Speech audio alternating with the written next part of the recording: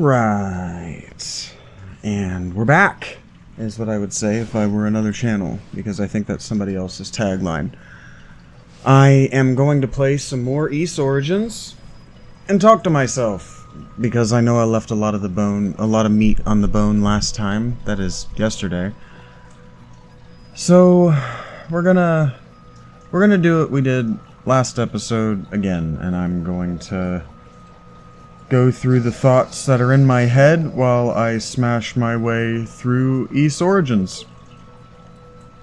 But before I do that, I would like to turn that down. No, I wouldn't. I'd like to turn that up, and I'd like to turn that down, and then I'd like to turn my television down. I thought that I had this all ready before I hit record, and it turns out I thought wrong. So, last time, my tongue is still cut, so forgive me for dragging my tongue. Last time, I talked nominally about relativism. And by my memory of what I said, I faltered when I came across the topic of evil. So maybe I can already hear myself struggling to organize my thoughts on evil, and knowing that I don't know that I have a lot to say, because I don't know that I even remember what my definitions of good and evil, and but I do remember that I struggled mightily through defining good and evil, and that I came up on the idea that maybe things aren't as relative as the relativists want us to believe. And so I've been trying all day to think about this and frame it in my mind, and I haven't been able to, and I know that I tried last night to frame it in my mind and was unable to, but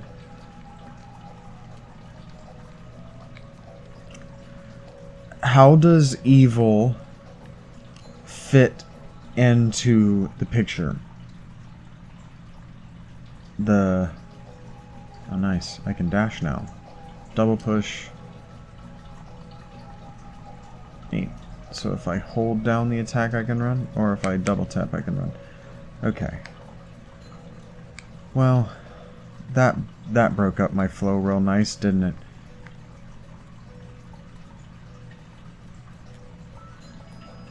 My flow gets broken by evil. I don't know how to confront evil, or at least I didn't. I had a thought today that made sense to me, I think, as regards evil, but I also think that I might be wrong. But what I was thinking about was, how do I want to say this? Respect. So, I think that maybe we don't have a functional definition. There's something that I'm not... Oh, I have to dash. Obviously, that would make sense, wouldn't it? They just taught me how to do it. I think that I know that liberalism relies on their words being undefined, and I don't think that anyone really needs me to prove that any further than with woman, and how they refuse to define even the words as basic as man and woman, even though they're very liberal and using them. Another word that has been poorly defined, and the way that we use our language today, is respect. And so now I don't know what it means to spect someone, unless the spect that is attached to the prefix re there, is in to do again, is in represent being to represent, like we did in that episode, which enough of you seem to have watched. before I was effectively bullied and my channel stopped being shown to strangers. But I just have to start again, keep posting. It wants me to post. That's how it shares my work with people, is if I post, and it helps when people actually look for more than a few minutes. But anyway, I think that if we spectate, right, to spectate means to look at and to watch closely and pay close attention. And so if you respectate somebody, that means that you look at them again and again and again. You analyze them, or you watch them closely multiple times. So I think that to treat someone with respect means to treat them with having, like, with seeing, to be aware of them, and in a way that they're aware that you're aware of them, which ties back into my loneliness podcast. I've been noticing a lot, and it's probably the nature of the algorithm that I've been seeing a lot, but since I podcasted about loneliness, I've noticed a lot of other people shallowly having opinions or talking about loneliness, and then in their shallowness saying only what other people are already going to like because they already feel it or something. They have tens of thousands of likes and reshares or whatever. So, you know, I know what I'm doing and I know what I'm in for. I just have to wait for one of you to feel vindicated by having thought some of the things that I've thought, and then having learned from my own evolution and thinking. And the only way for either of us to observe my evolution and thinking is to watch it closely as it happens. And so I think that what that means is the only way for you to treat me with respect, in the sense that liberals mean it when they say that we treat all beings with respect.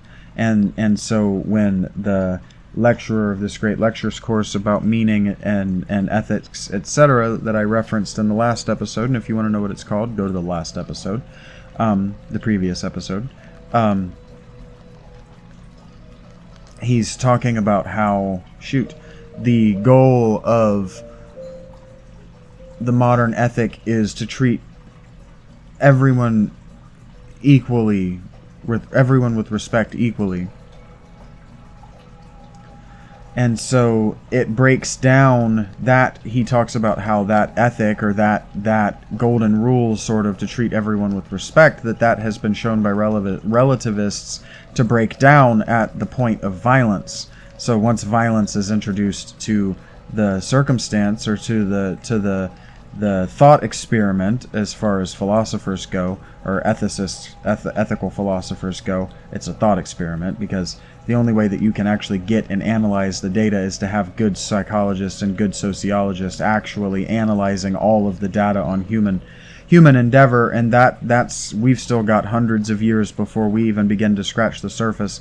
Like, economists to think that they have a good handle on human beings are just wrong. But the goal of humanism since the late medieval, i.e. early Renaissance period, early classical Renaissance period, has been to treat the highlight, or the highest goal of humanism, which is in a lot of ways the goal that has been adopted, or at least the worldview, or the self-perception that liberalism and postmodernism, and those don't have to be the same thing. You can be a postmodern conservative, and you can be a postmodern, you can be a pre-modern, or even a modern liberal. When I see people on Twitter call themselves humanist, I just cringe. Like, your philosophy was outdated in the 1600s, and you're trying to brag that you know what humanism is. You aren't a humanist.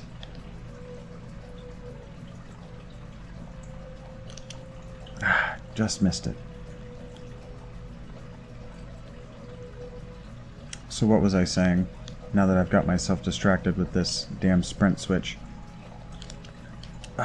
Just the wrong angle.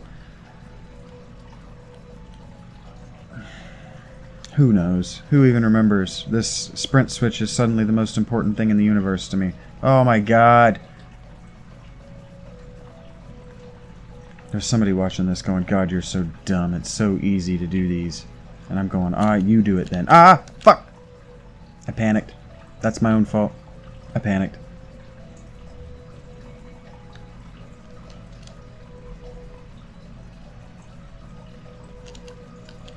Oh, why did it walk me off? I'm doing something wrong.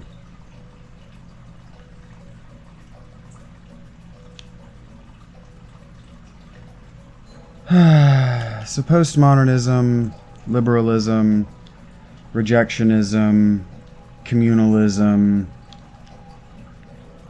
and what I'm talking about now is I'm still nominally talking about... I have to go do something else because I can't do this and think. Not right now, I can't. I'm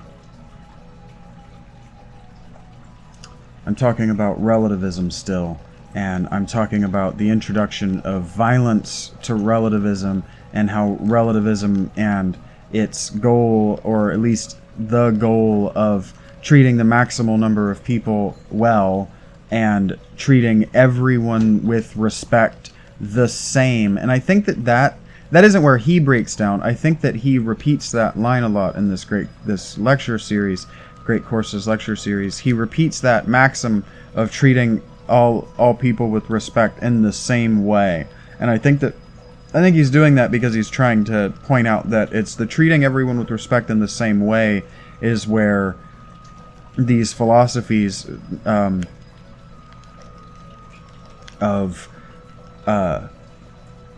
postmodernism, I always want to call it neo-modernism at this point, postmodernism and liberalism and rejectionism and especially relativism, that they break apart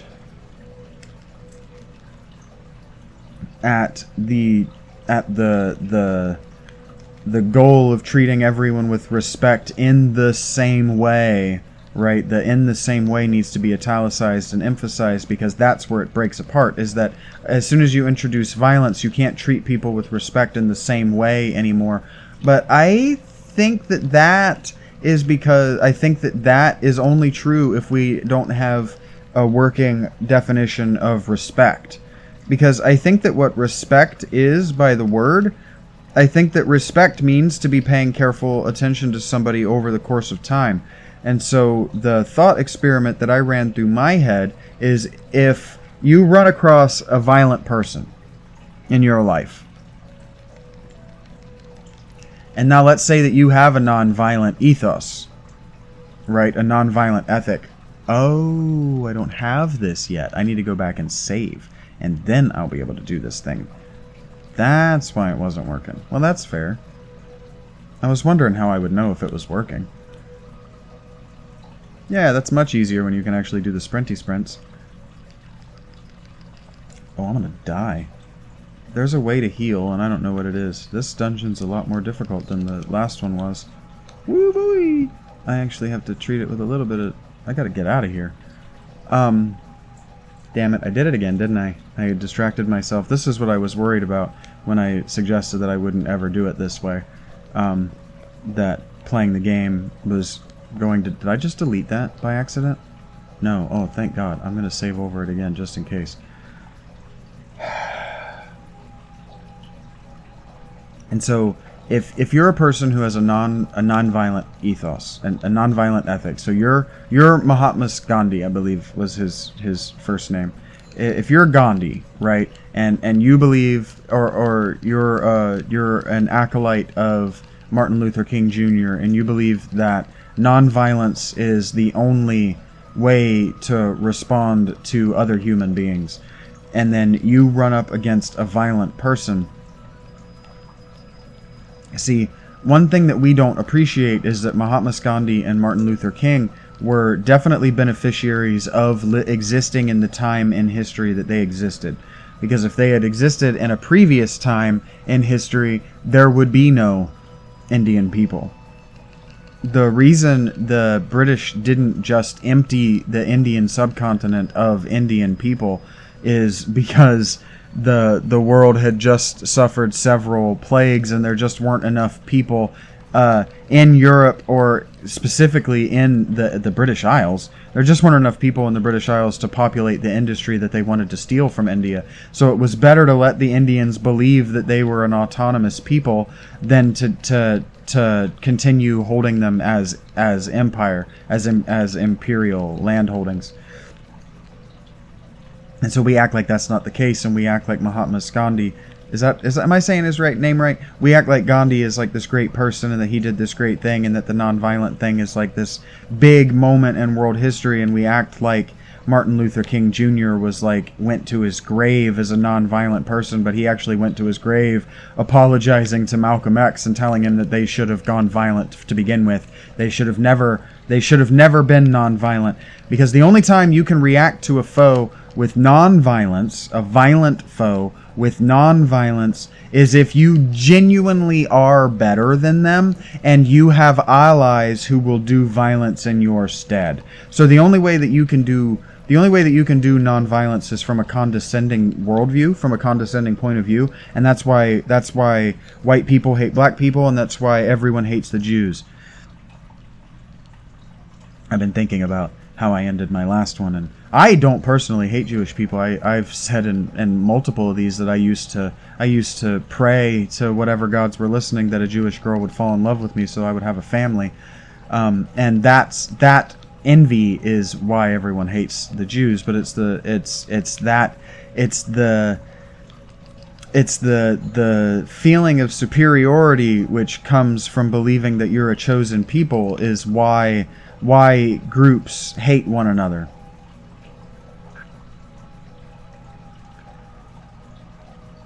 It's why black people grew to hate white people, was the assumption and the constant reminder that white people were politically and socially superior. And it's a lot of things that contribute to it, and I don't want to talk about those things because I'm not trying to say any one group is superior to any other group. What I'm trying to say is that no group is superior to any other group, and that is what relativism teaches us. But that's also not true, because relativism breaks apart at the point of violence, and that's what I'm trying to demonstrate, is that, like, relativism says that a nonviolent solution is equally good in a conflict to a nonviolent solution, and in fact might even be preferable to a violent solution. A nonviolent solution might be preferable to a violent solution in a potentially violent conflict, because a nonviolent solution won't have collateral damage. Is one of the arguments. Like, you can't accidentally drop a bomb on a civilian target if you aren't dropping bombs. But then because relativism breaks apart at the point of violence, relativism has no answer for, well, what about if you, a nonviolent person, are told to do something and a violent person holds a person that you're nominally responsible for at the point of a gun? Are you then responsible for doing violence? Like, do you have to do the violent thing? Well, if you don't do the violent thing and that person gets killed, you're ultimately responsible. I mean, that's what fiction, especially Star Wars, has been exploring that forever. I mean, that's a low key. That's what Rogue One is about. Is that very conflict of, if I do nothing, is it worse? And the answer appears to be, yeah, doing nothing in a violent conflict is worse. And so, like, the people want to study World War II, and this lecture series that I listen to wants to reference World War II frequently, because, again, World War II kind of broke our ethical and philosophical assumptions about what it is to live in a society. And so relativism was born out of postmodernism, and anyway, postmodernism was kind of brought to maturity, to adult maturity, by World Wars I and II. And so anyway, what these conflicts, what relativism teaches us by breaking down at the point of violence. And what I mean by breakdown at the point of violence, because I haven't defined that well, because I keep getting distracted by things like how my windows on my computer are acting crazy. They're not fitting themselves the way they're supposed to be so that I can actually see everything. Come on, act right. Thank you. I don't know why it wants to do like this 40 to 60 aspect when I click them to the side instead of just 50-50 like it used to, but whatever. Okay, so what do I mean when I say that relativism breaks down at the point of violence? Okay, well, what I mean is as soon as you introduce violence, it doesn't become relative anymore how you respond. Because sure, it becomes relative to you if you're in a violent situation where you can choose violence or non-violence, and either way your life is at risk. There's a non-zero chance you come out. But if you're a father and you're told, I mean, isn't that what Commando, isn't that what that Arnold Schwarzenegger movie is, where they kidnap his daughter and they tell him that he has to do violence even though he's chosen a non-violent path, and then he goes on the war path, and the one person that he said that he would kill last is actually like the second or third person he killed because he lied, because he's morally compromised now. Isn't that what that Arnold Schwarzenegger movie, I think it's called Commando, isn't that what that movie is about? Is about the moral ambiguity of trying to be non-violent in a world that's violent to you. Because if he chooses to be non-violent, if he chooses not to either kill the men that the men who are going to hurt his daughter want him to kill, or hunting down and killing the men that want him to kill these men and are going to hurt his daughter, if he doesn't do one of those two things, his daughter dies. And in this philosophical thought experiment that we're doing, because that's what fiction, the good fiction that's worth consuming is a philosophical thought experiment. In our thought experiment, the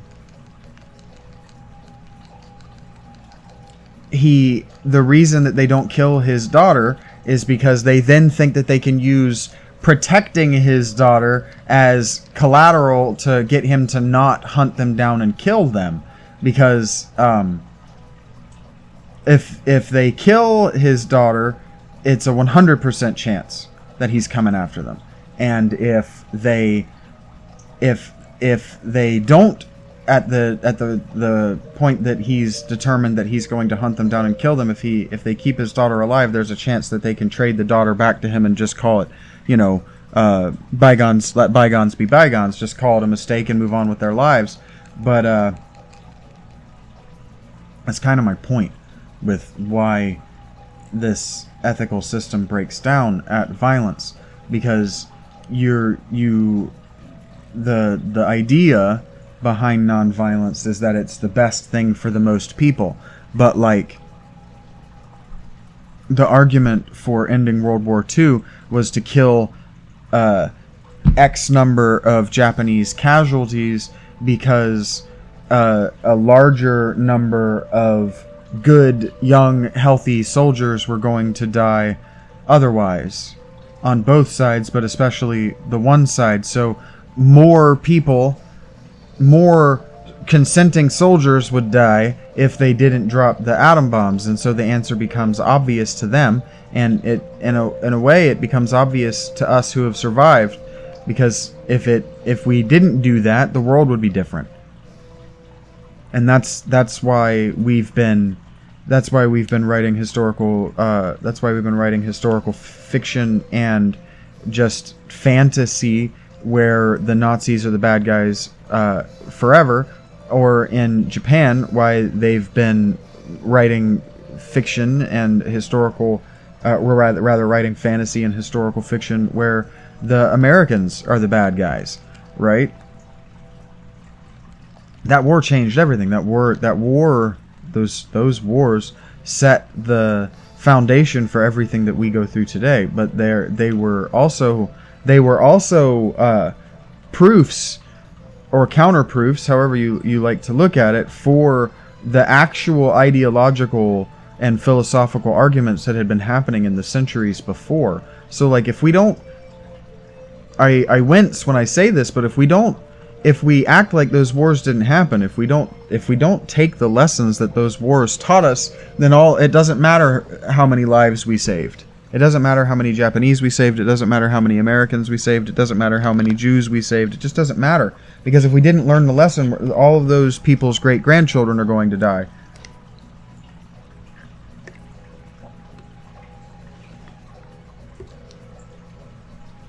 That's the lesson in apocalypticism,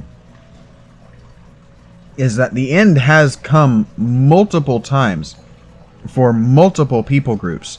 And if we don't learn the lessons of why the end came for them, we are absolutely doomed to end in the same way. And so he doesn't say why, but the ending of any kind of anything, the ending of everything, of anything, but really a story or a lecture, a narrative kind of thing, the ending is everything. This is why shows are judged based on their, like, long-running serial shows are judged based on television shows, are based on their, are not based, they're judged by their finales, right? It's not just that the finale is the most recent thing in your bias when you're thinking about the show. It's because if the ending doesn't justify the beginning, then having watched the beginning isn't justified in watching the ending. I know that that's circular logic, but if... Okay, example. I've just finished 13 Sentinels, and while 13 Sentinels doesn't have me wanting to go back and immediately replay it, I know that someday I may, if only to record myself playing it because I haven't been able to have a conversation about it with anyone. And that's what I'm talking about. If when you finish it, there's nothing to go back and re-examine in conversation with people who aren't yourself, or if there's nothing to re-examine for yourself, and that's what I mean by the end justifying the beginning. If the book or the thing ends in such a way that you're brought to mind about the beginning and the way that the beginning was set up, then the thing is good. Right, then the thing is good. Whether the stuff in the middle mattered and you're able to walk away with it as something that you'll think about and draw lessons for the rest of your life from, that's what makes a piece of work, a piece of art, great. But that greatness in literary work is called scripture, and we just act. We act because we don't. Well, okay, I have to say both sentences. We act like scripture is something else, that it's holy, and it's inspired, and it's sacred, and it's unchangeable, and it's timeless. We act like those things are true credulously because we don't understand, or at least we like to pretend, that the ancient world that was producing this scripture didn't. We like to pretend that the ancient world didn't have a thriving literary publication market. So I see a lot of people in the hashtag writing community on Twitter, which is just a cesspit. Just absolute bottom of the barrel human beings hang out and use the hashtag writing community. So if you ever see me doing that, please fucking remind me of having said this in a hurtful and ironic way so that I can agree with you that I am exhibiting trash human behavior, like being on Reddit for longer than a few minutes or living in Jacksonville, Florida. I'm sorry, Jacksonville, Florida. That was a joke.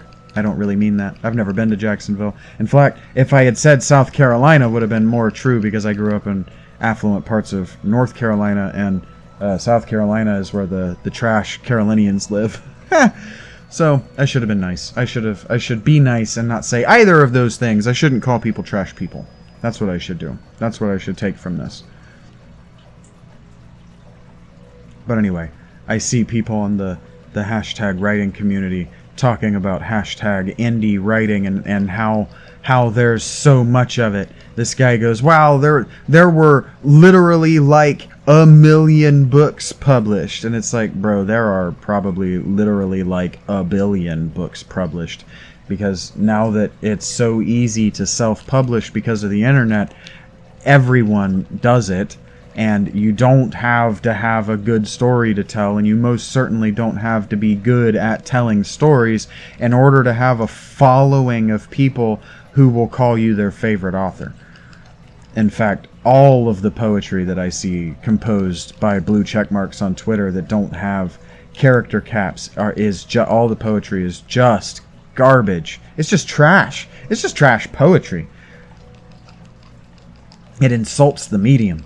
And the same with indie publishing. But what we don't understand is that all publishing was indie publishing in the antique world. That is before the 19th and 20th century with mega corporation publishing. And what people fail to realize is that mega corporation publishing has been dead since the fucking 90s.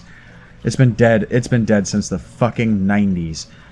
Stephen King is the only person who makes money publishing books. And the only reason he makes money publishing books is because he's been selling books since the 70s, and people just don't know any different. They just don't know any different to buy someone else. They buy it because of the name recognition, to which I say I'm literally just waiting on him to die to start seeking publication again, because a publishing house doesn't know what's good anymore. Because the only person who can write like Stephen King, and that is tell a story properly from beginning to end, in a lived fashion that justifies the beginning, whose ending justifies the beginning, the only way to do that is to be Stephen King, and no one but me is that good anymore. No one but me is that good because no one but me needs to be that good. Because I'm the only person with this opinion of himself and this opinion of the literary art.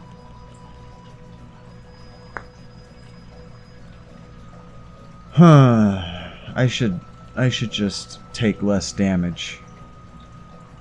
Real quick, I gotta update my character. I should be more respectful of your time, and I should edit this out, but my favorite stuff that the Neebs Gaming crew have made in recent years has been the stuff on their Magic Dumpster, and so I'm just going to double the length of time that they think that we're willing to watch on the Magic Dumpster. And, yeah, you'll deal. Or you won't. I'm not soups worried about it. I am in a lot of pain today, though.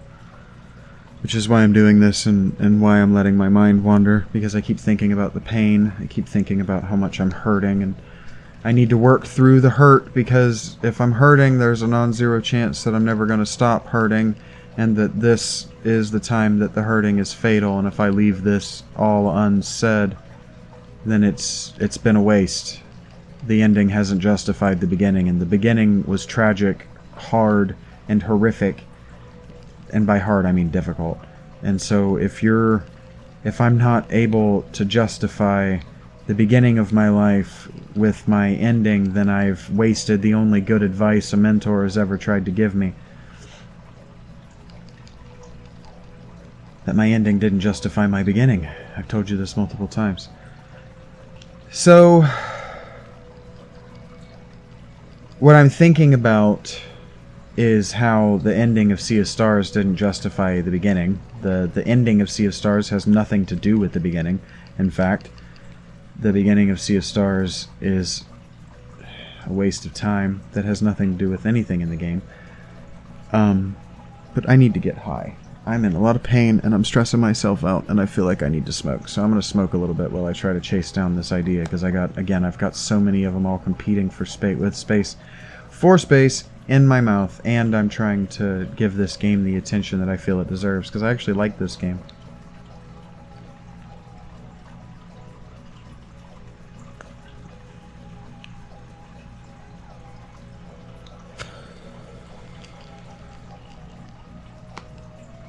So I'm at 30 minutes, and what the hell have I been talking about? I don't even remember what the topic was, do I?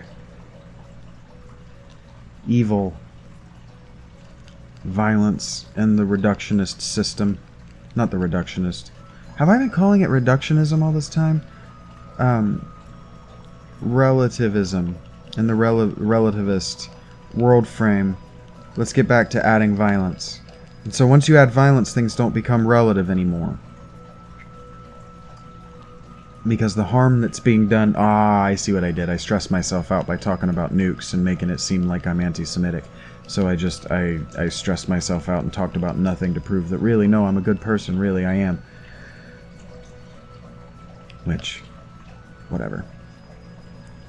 I should be concerned about Jews thinking I'm anti-Semitic, but the most recent person to say something extremely hurtful to me after taking money from me and happily taking my money was a Jew, so it's not something that I can pretend I don't see anymore. Because the medieval people, the German people of the Nazis, they felt like they were being polite and respectful of the Jews by allowing them to exist in their country at all, by not only allowing them to exist, by allowing the Jewish people to enrich themselves on the money and the cultural produce of the places where they lived, and then the Jews had the temerity to spit in their eye and call them lesser people. And I can understand how you could respond to that with hate. I am not responding to it with hate. I don't hate anyone. Hate is an emotion that is so strong that no one deserves it from me. I have felt strong enough emotions toward human beings that were manipulating my emotions, that even if you deserve my hatred, I would rather offer you compassion and patience and respect by the definition that I've been trying to build out here. And I think that definition of respect, as the word itself is shaped, is viewing someone, to review them, to re-see them, to see them again and again and again and again, to evaluate them over and over and over again. So respecting someone is to see them and to see what they want and to respond to them in the way that their actions and their want dictates. And so my thought experiment, when I hear someone say respect all people in the same way, and that you can't respect violent or criminal people in the same way that you can respect non-violent or non-criminal people, I think might be a broad logical fallacy. I think that might be logically fallacious, broadly logically fallacious, and by that I mean it might just be wrong. It might be broadly and not just broadly, it might be specifically wrong. And the example that I have is when I was talking about being polite in the Viking or the pre-Christian Northern European worldview, that is the broadly Celtic and Nordic worldview. So in that worldview, a violent person can be treated with respect in the same way as a non-violent person. You can treat them with respect in the same way if your definition of respect includes or is specifically observing what a person wants in their behavior and responding accordingly. Now, that doesn't have anything to do with intention. And so intention is where my theory is going to break apart for you, but we can get to intention in a moment. Because I don't think intention is anything. I don't think intention has any weight whatsoever when it comes to decision making. Because, again, with the atom bomb, the intention was to end the war, but, how many millions of people and how many tens of million people of millions of people as a consequence have died or did die, right? And so good intentions, as they say, pave the road to hell. And so you can do a thing with good reasons in your heart and a terrible consequence be the result. And intention is irrelevant for our purposes. So how do you respect a violent person the same way as you respect a non-violent person in the Celtic worldview? Well, if a person posts themselves up on a bridge, in the sense of going a Viking, as I've said, or being a knight in the sense of the Arthur myth, if you post yourself up on a bridge as a troll and you say you can only cross this bridge if you either bribe me away or defeat me in glorious single combat. You can treat that person with respect by giving them what they want. A bribe or glorious combat. Because the reason that they're doing that is because they can't provide for themselves. And so what they don't have is food independence. And so in that system is a rejection of asceticism. It's a choice. And it's a statement that asceticism is for pussies. Okay?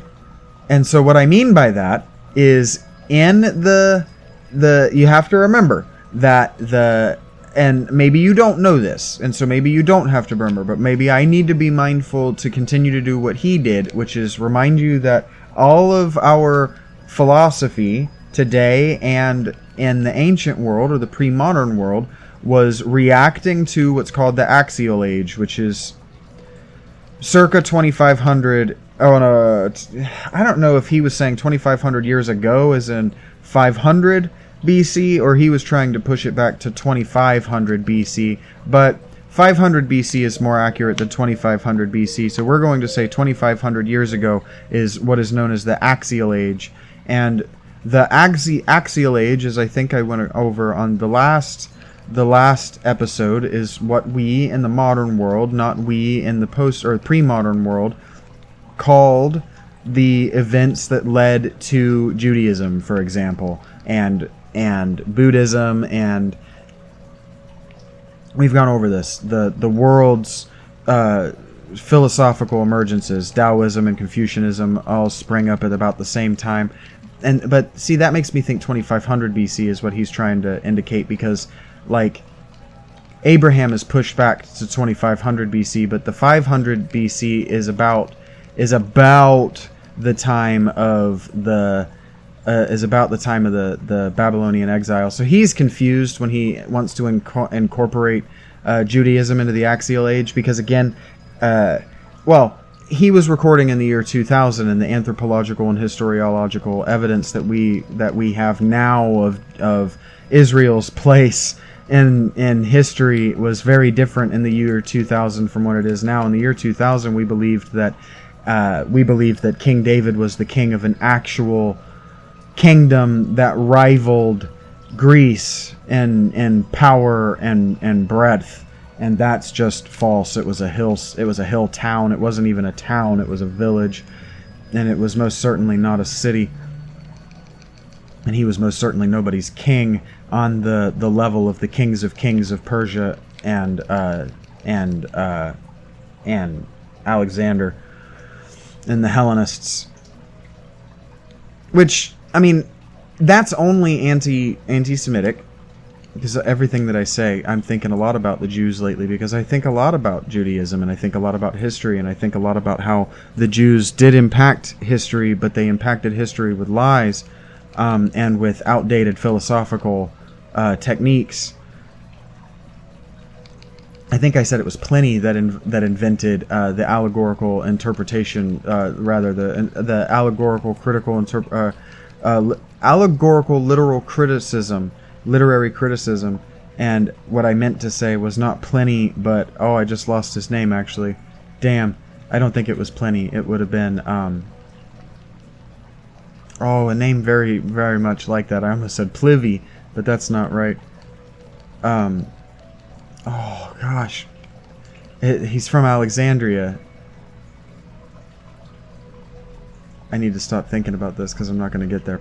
Philo of Alexandria, I think, is who actually invented the allegorical interpretation of literary criticism, and which is so funny because he had to invent it not because it hadn't been not because allegory hadn't been invented in storytelling, but he had to invent the allegorical interpretation in literary criticism because nobody had tried to read a story as an allegory. They had tried to read everything as literally true, literally what the word said, because they were dumb. because we're dumb, we still do it. Like, we know about allegory, but we think that scripture, and this has all been abroad trying to explain that scripture isn't as important as what you think it is. Scripture is, like I said, there's good writing and then there's great writing, and great writing is scripture, and the reason it's great is because it lasts the stand of time, and the reason that scripture is because it stood the test of time. And you have to understand that there were only two kinds of stories. There was only two kinds of literature in the ancient world, and I talked briefly about the difference in wisdom and tradition, and how people, even very smart academic people, get wisdom and tradition and what they are backward. So briefly, wisdom is what we can kind of know scientifically because we've tested it out over generations of civilizations, and wisdom is what we know because we've been self-critical about it over time. So we've revisited the topic critically multiple times, and that's what allegory allows you to do, is revisit a topic multiple times. And that's why mythology is wisdom, because the actual story doesn't matter. The allegorical interpretation, parentheticals, close parenthetical, of the story are what matter. But that's still not really what we're talking about, right? I'm still trying to explain why evil breaks relativism, and why evil kind of breaks itself as an idea. And so intention and choice are where I last left off. And so evil then, by my very basic and very biased definition, is harm, right? And so an idea which is only evil, and that means is initial caps evil. Something that can be initial caps evil is something which is only harmful, right? And so when you add harm, you add things which are only harmful into the relativistic worldview. They no longer work, because relativism says, okay, well, you make choices. Your choice making algorithm, you just weigh things by the amount of people that they're going to do a good for against the amount of people that they're going to do a negative for, and then you make the choice that's going to do the greatest amount of good for the greatest number of people. And that's kind of like with a non-definition of respect, you kind of get into that same place where you can't respect somebody because respect means treating people all the same. So you can't respect people all the same way. But that's a flawed and useless definition of respect, because you can't even treat a doctor and a shoemaker with respect in the same way, because as soon as you call a doctor by an honorific, you are treating him with a different amount of respect than you're treating the shoemaker. Like, you don't call the shoemaker doctor, right? But you would call a medical doctor their last name. You would use the honorific. And so as soon as you create, or as soon as you allow for parts of your civilization that have an honorific attached to them, as soon as you have a hierarchical society, you can't respect people all the same way. So relativism breaks down at hierarchy, but we've already talked about how, especially in the United States, but especially in European liberal democracies, Western liberal democracies, we have this idea that we did away with hierarchy with the French Revolution, and nothing could be more false. Just nothing could be more false than that there are no more world hierarchies. I've just described one for you. When you call a doctor, when you call a rabbi, that's a hierarchy. That's just what it is. And so you can't treat a homeless person with the same amount of respect that you treat a politician. If you treat a politician with the same disdain that you treat a homeless person, how is that politician going to represent you?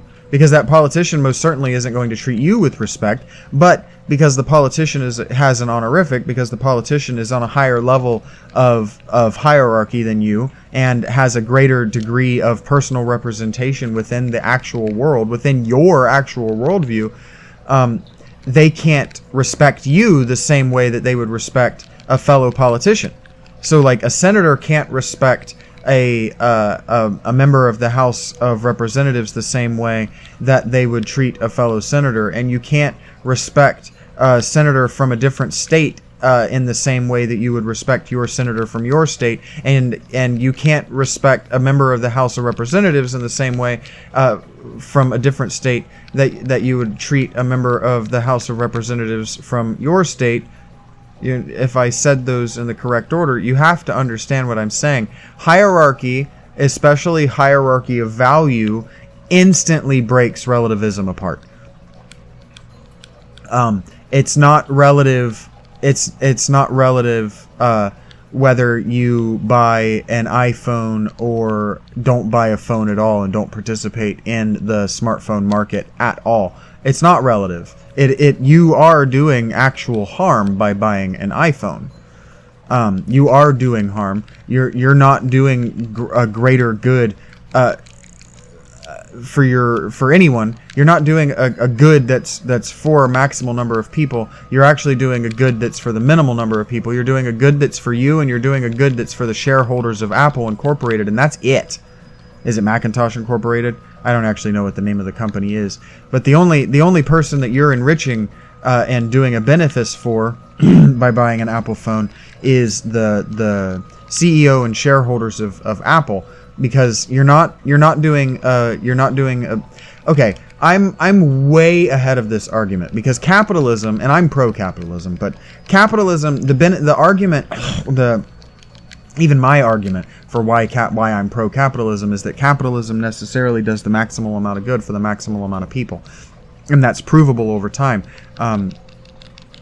Capitalism is why we have running water in our homes. If it were up to our politicians, and if it were up to our wealthy, the people who are actually responsible for taking care of the world, not just the world's poor and the people who are not food and financially independent, the world's wealthy are actually responsible to those people. And it used to be, I listened to Center Place John do a lecture about religion, and he did a good job. He did an inadequate job, but he did a good job.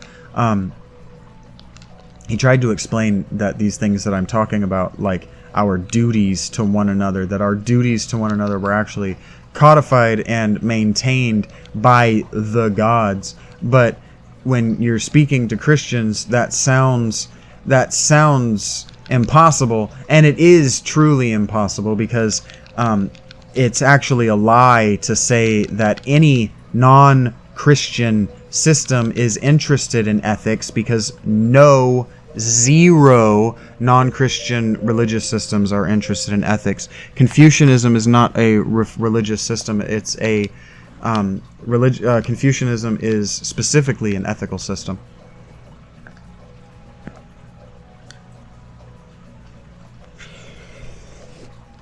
Confucianism is a system for how do I want to say this? An algorithmizing your decision making to make your choices easier.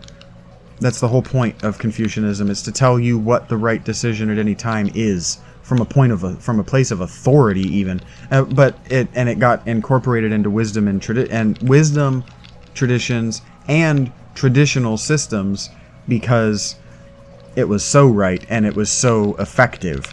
And effectivity and righteousness are different things. And that's the argument, that's the basic argument of relativism in general, is that that having an effect, in fact, makes righteousness relevant, right? And that's kind of what I'm arguing against, is that there is an objective truth, and your approach to objective truth is not relevant, because there are systems which are false. There are systems which are dead ends. I mean, Judaism is a dead end as a religion. Now, as a civilization, as a society, as a way of being, it's obviously not a dead end, because it survived some of the world's most truly great holocausts. But being able to survive a Holocaust when your religion is established to survive genocidal Holocaust, or at least the perception of genocidal Holocaust, the the exile in Babylon was absolutely not genocidal Holocaust. The people that were exiled were, frankly, only a handful of people, and the city that was conquered was hardly a city at all in the way that we think about it. Now, we remember those people because we remember the tragedies of the past. That's what Judaism, and I mean, that's what growing up in a Hebrew school is all about, is remembering the tragedies, the Holocausts, all of these terrible things of the past, so we don't repeat them. But Judaism is a dead end as far as a religion, as far as an approach to truth, because that's all it is. It didn't attempt to reconcile the problems of good and evil until thousands of years into its existence, if its own history can be believed. So if Abraham actually was a Chaldean, then they grappled, up until the time of Jesus, they grappled for 2,500 years with their God without engaging with the problem of good and evil. The books of Job and Daniel were written almost at Jesus's life. So 2,000 years passed before they realized that their philosophical and ethical tradition, their system, didn't account for good or evil. It didn't account for good or evil. It didn't account for anything. It just said, well, this is what God says, do what God says. And the reason that Islam rejected Judaism, because whether Islam wants you to know it or not, Muhammad wanted to be the Christ of Judaism, and they rejected him, so he genocided Judaism. Like, I laugh because that's how I respond to trauma, is by laughing, but it's kind of funny because it's what I'm saying. It keeps happening over and over and over and over again. It was like the Babylonians came in and they said, hey, you be a Babylonian satrapy. And Judaism said, no, we're the chosen one. We're the chosen people. We, this tiny people of only maybe 10,000, probably significantly fewer than that, are actually chosen. And you should actually bow to us and be a satrapy of us. In fact, not only be a satrapy of us, you should give us your entire empire. What imperial nation, what god king is going to agree to those terms?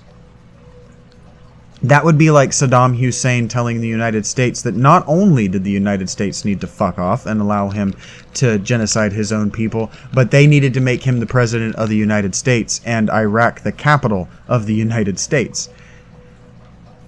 No government, no world empire is going to agree to those terms. Unconditional surrender is typically the only terms that a world empire agrees to when it comes to conflict treaties. The only people that world empires don't only accept unconditional surrender to is other world empires. This is why World Wars I and II were so as bloody as they were, because all of the nations involved thought that they were the chosen one. The chosen one world empire. They thought, it's actually kind of remarkable that people have since interpreted the ending of World War I or World War II that America became the one world empire as a result, like that was a goal, like that was an end goal, when in fact, and maybe we should talk this out because I've been talking so much, and by we I mean myself and myself. People mostly say I and myself, but maybe we should talk it out because I've thought about it a lot. I've run the simulations in my mind of what I would do if I were Eisenhower. I believe it was Eisenhower. Was it Truman that dropped the bomb? Couldn't have been Truman, could it? Wasn't Truman Vietnam? I really don't know. I really don't know my American history well enough to know the presidents. Well, you're attractive, sort of. You're like attractive in the way that like I would have found you attractive when I was a 13-year-old boy. Am I the only adult person that has to remind myself that I'm not age appropriate to different age girls? Because it's like girls that are too young. It's like I don't want to penetrate them. I don't even want to touch them, but I can remember what it was like to be their age and to attempt to appreciate them in the way that I would have then. I think honestly that's the writer, that's the storyteller And I used to really want to be an artist. I used to draw a lot, and I got pretty good for a 17-year-old. I could never do action poses, is why I stopped. I never tried, and I never got confident, and I would always get in my head about using like photos and trying to even trace and then redraw what I had traced, real photos, because it's the same thing that I always say. It was something that I was interested in, and I was ridiculed for it by parents and schoolmates. And the reason that I was ridiculed for it by parents and schoolmates, I should just wipe, is because I was actually pretty good. And the one thing that I've encountered is that this positivist social media thing won't account for, and has no ability to account for people just being mean. And so, like, when they write or they tweet or they make the motivational posters that people are unkind to you because you're exceptional, it's like, well, you're not going to be kind to me because I'm exceptional. You're just putting this out here for me to see and like, but you're not, when I like it, you're not going to then follow me and interact with me and become my friend because I'm exceptional. You know that because I liked it, I'm unexceptional. I'm conforming to non-conformity. Man, she's really whooping my ass. Does this block in any meaningful way? She's tough. This is going to be hard for me to talk through. I might have to pause, beat this fight, and then come back. Because I don't remember. I had just figured out what I needed to talk about. Oh, dropping the bomb. So, the relativist worldview would have it that that's not where I want to start, because I don't know that I understand the relativist worldview well enough to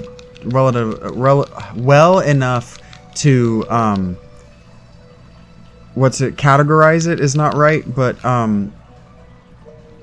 articulate their argument back to them. So, an argument that I've heard is that we shouldn't have bombed Japan. Another argument that I've heard is that we should have immediately knocked Russia off the playing field. And so what I thought about when this conversation came up, and I thought about this most recently as far as what we should have done in that war, begged the question in a particular kind of way. And the question that it begged from me was, it turns out, a question of relativity, right? So, my question was, Japan, or my observation, let's say, is that Japan is a significantly smaller landmass than Russia and China. And so, as a direct result of World War II, people who are fans of American history and American greatness will know that, I believe his name was Douglas MacArthur, the general who was responsible for, or one of the generals who was responsible for, the Pacific front of the war. His war plan in the Pacific was, once we knocked out Japan.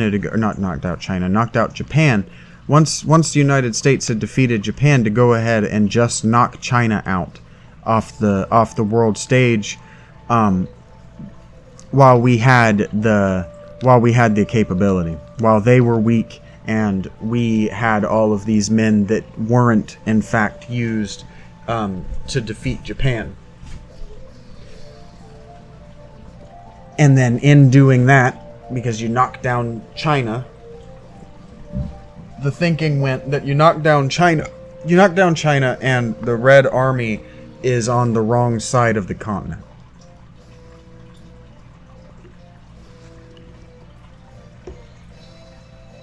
To stop you from eliminating Russia from the board.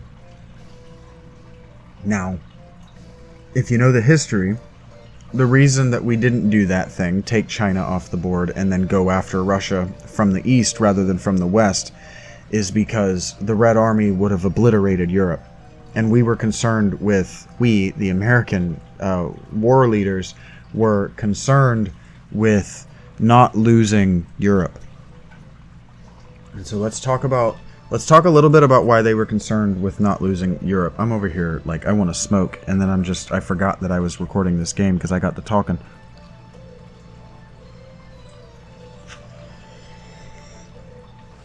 So let me overstimulate and do a bunch of things all at once like I always do.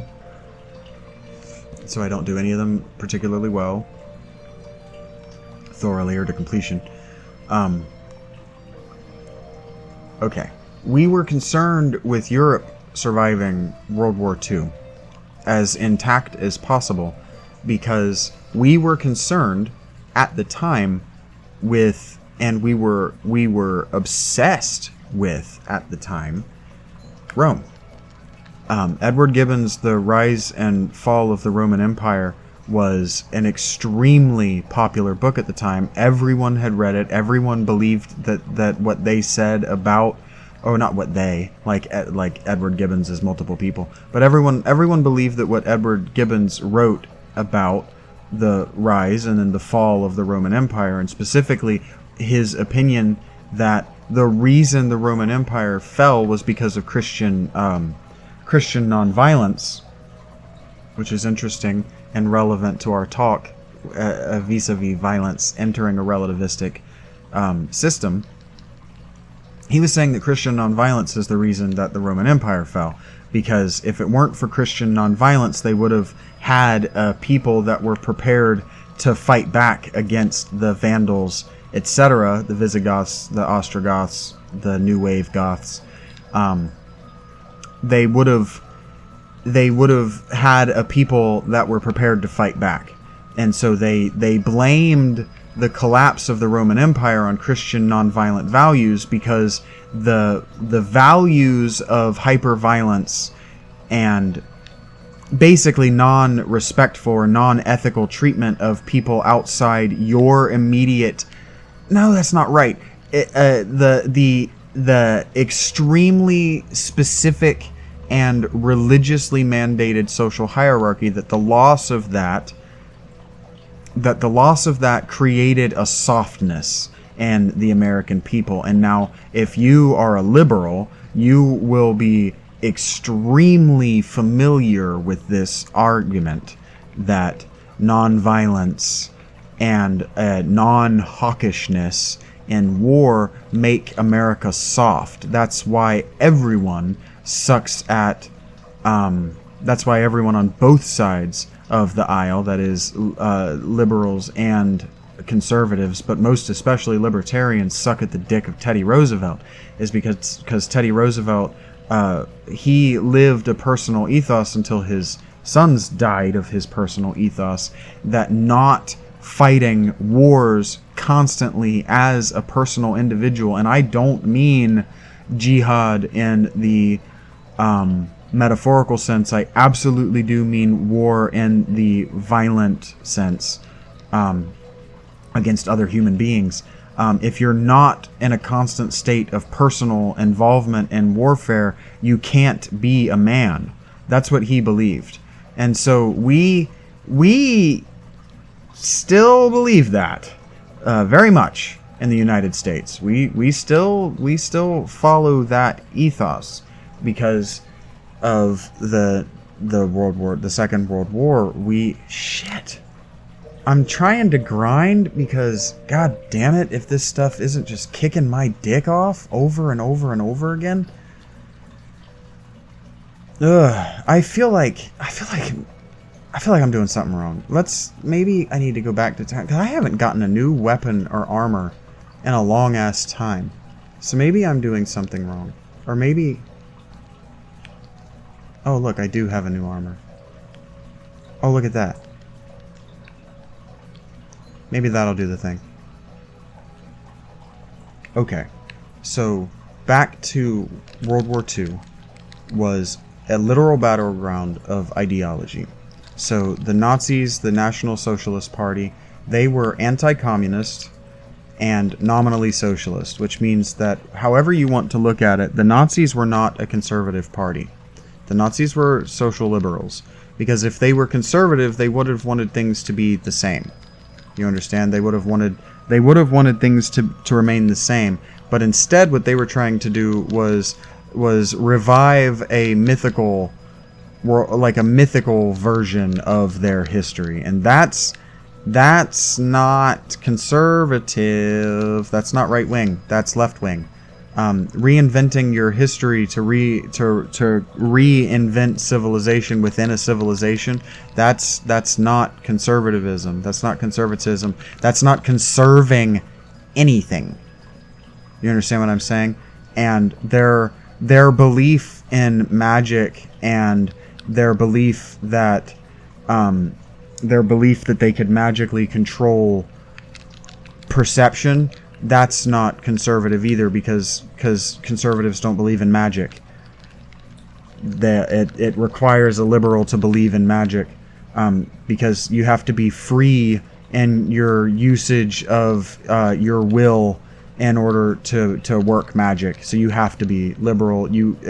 And liberal doesn't equal progressive. You can want to move backward as a liberal. You just do it with gusto, is what being a liberal means. It means that you just do it too much. So like when young people, I think it's actually a black thing or an urban thing, to say you're doing too much, that's to be liberal is that. It means to be doing too much. But we addressed that, sort of, in the first episode. What liberalism is. And so I've got myself... Okay, so we were concerned with Europe because here's the thing. We were concerned with Europe remaining liberal. We were concerned with Europe remaining autonomous of us because we were concerned about the world economy. And what I mean by that is that we had experienced World War I, but more importantly, we were terrified that we were going to repeat what happened in Europe when the Roman Empire suddenly collapsed. And so I was talking about the Vandals, the Visigoths, the Ostrogoths, etc. earlier. And what happened when Rome collapsed is that all of the institutions died and the economy tanked. And so what we weren't concerned with, the United States wasn't concerned with the Vatican becoming a world power again, because we know, in fact, if we're careful historians or we're careful fans of history, or we just pay a little bit of fucking attention, we know that Rome collapsed as late as 700 AD.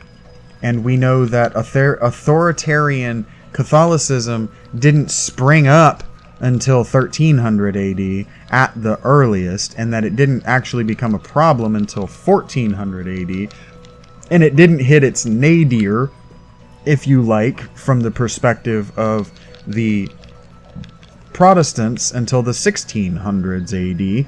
So let's calm down on thinking that the American people were afraid that if Europe totally collapsed, the papacy would take over in its place. What they were concerned with is if Europe totally collapsed as a result of World War II, the world economy would totally collapse.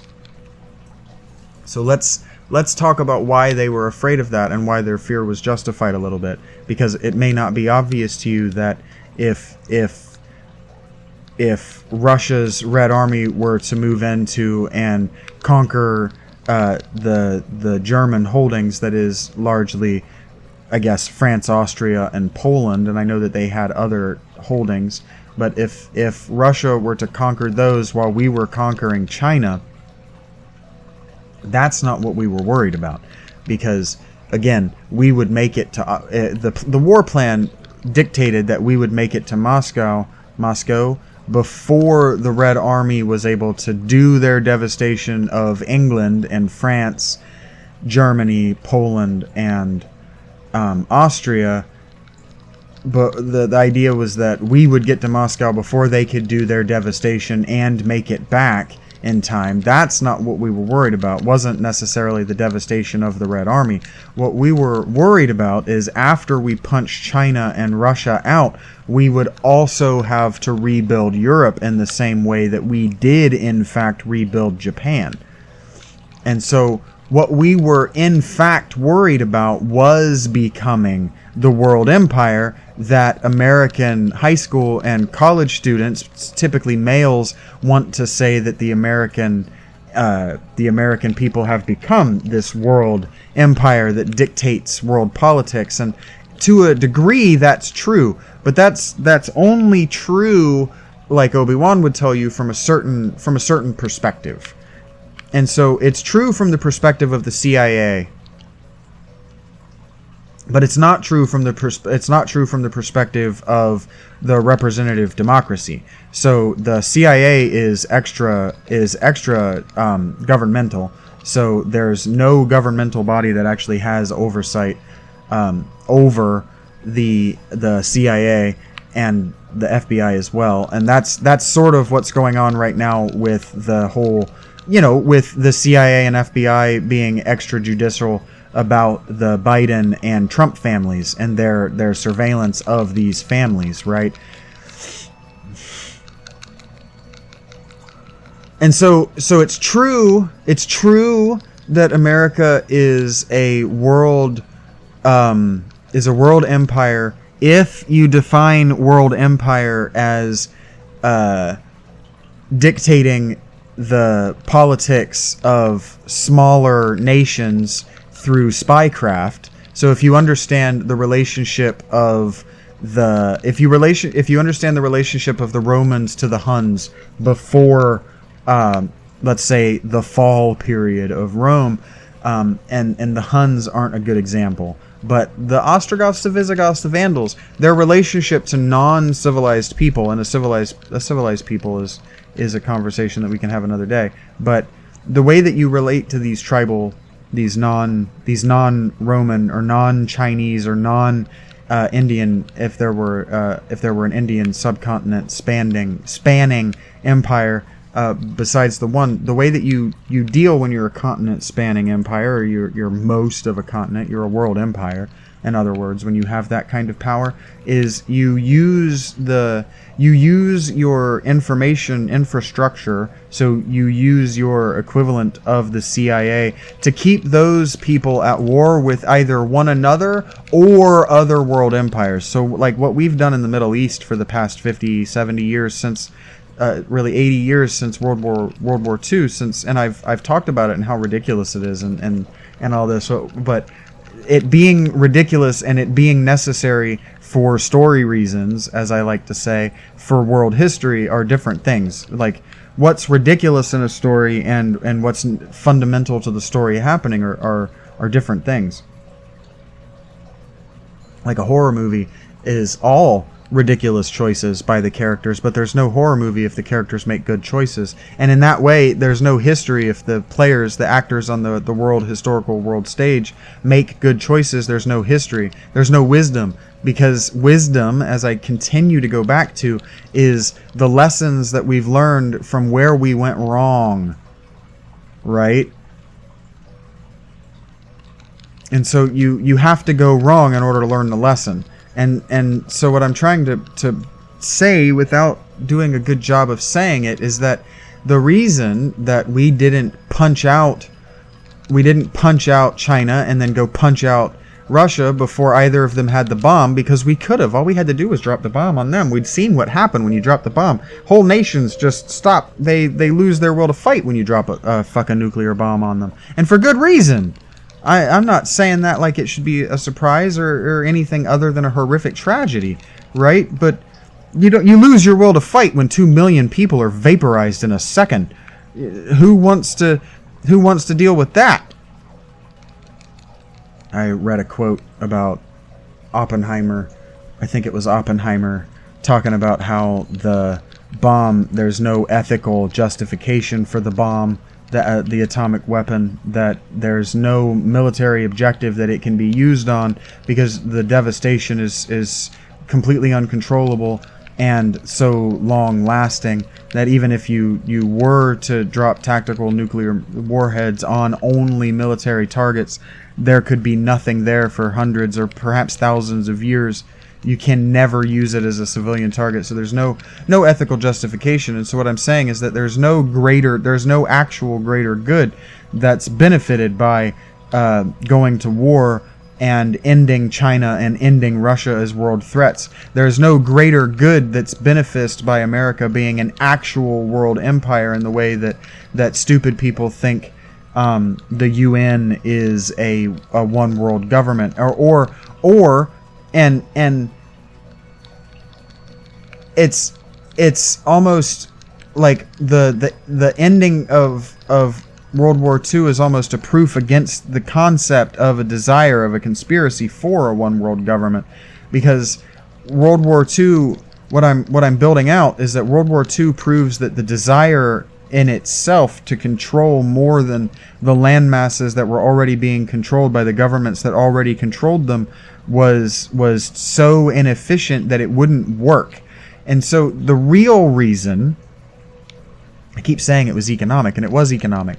We didn't want to control China for economic reasons, but for ethical reasons too. If Americans run the government of China, they have two choices before them. They can either do it the way the Persians did it and largely allow the Chinese, in this specific instance, to rule themselves, right? So long as they pay nominal homage to the United States. That would be called like a satrapy, or it would be called fealty, right? Where you pay, effectively it's the ransom. You continue to pay a ransom for them not to reconquer you, and that's an old concept that's as old and maybe even older than the Axial Age. That's the way that government worked for ancient Egypt, for instance, and for Mesopotamia, and that's what Armageddon is about, right? So Armageddon is about the battle land of Megiddo, and Megiddo was the sacred or ritual battle land. I haven't talked about ritual in a long time, which is interesting because my first 3 or 4 episodes I say the word ritual so many times I must have made myself sick of the fucking idea entirely. But Megiddo was a ritual battle site where the Hittites and the Egyptians would fight over the Syrian, is what we call the landmass now, but it would have been the Lebanon is what it was called at the time, over who got to get the cedars of Lebanon without paying for them, and who had to pay the other for the cedar produce of Lebanon. Because I was thinking today about the word tradition, and I'm not sure that the word tradition is not etymologically worked to the word trade. Trade and tradition don't seem to be different words, and tradition very much seems to be those things which have worked to allow the trade to flourish, right? So it's tradition among servers to frequently check their customers' glasses for water. That's a bad example, but that's a working example of what I'm talking about, that trade and tradition might be the same etymological word, and traditions might have to do with tradecraft. And because government began as tradecraft, as the organization and the export of your land masses tradecraft. That isn't nothing, right? That's why conservatives and libertarians say that the only thing that government should be doing is regulating markets, and they shouldn't be involved in individuals' lives on any level, and including public education. And I'm very wide of my mark in talking about evil and how it breaks apart relativism. But I've been showing relative arguments and how they don't work if you add even just a little bit of evil. Relativism requires a perfect system. It requires a government. Well, relativism is 20th century economics. and even 21st century economics. But the idea of 20th century economics is that systems are perfect, right? The whole idea of modern economics is that individual human beings are rational agents who will make the best possible choices for themselves as individuals, right? And then you make economic models, you make economic projections based off of people only doing the things that are in their best self-interest, and we know that that's false. We know it's false that people don't do only what's in their best interest, because if I did only what's in my best interest, I wouldn't be podcasting. I would be working my bullshit job, or I would have never dropped out of university. It was in my best interest to get my PhD in psychology and try to become another Dr. Drew. That was in my best interest.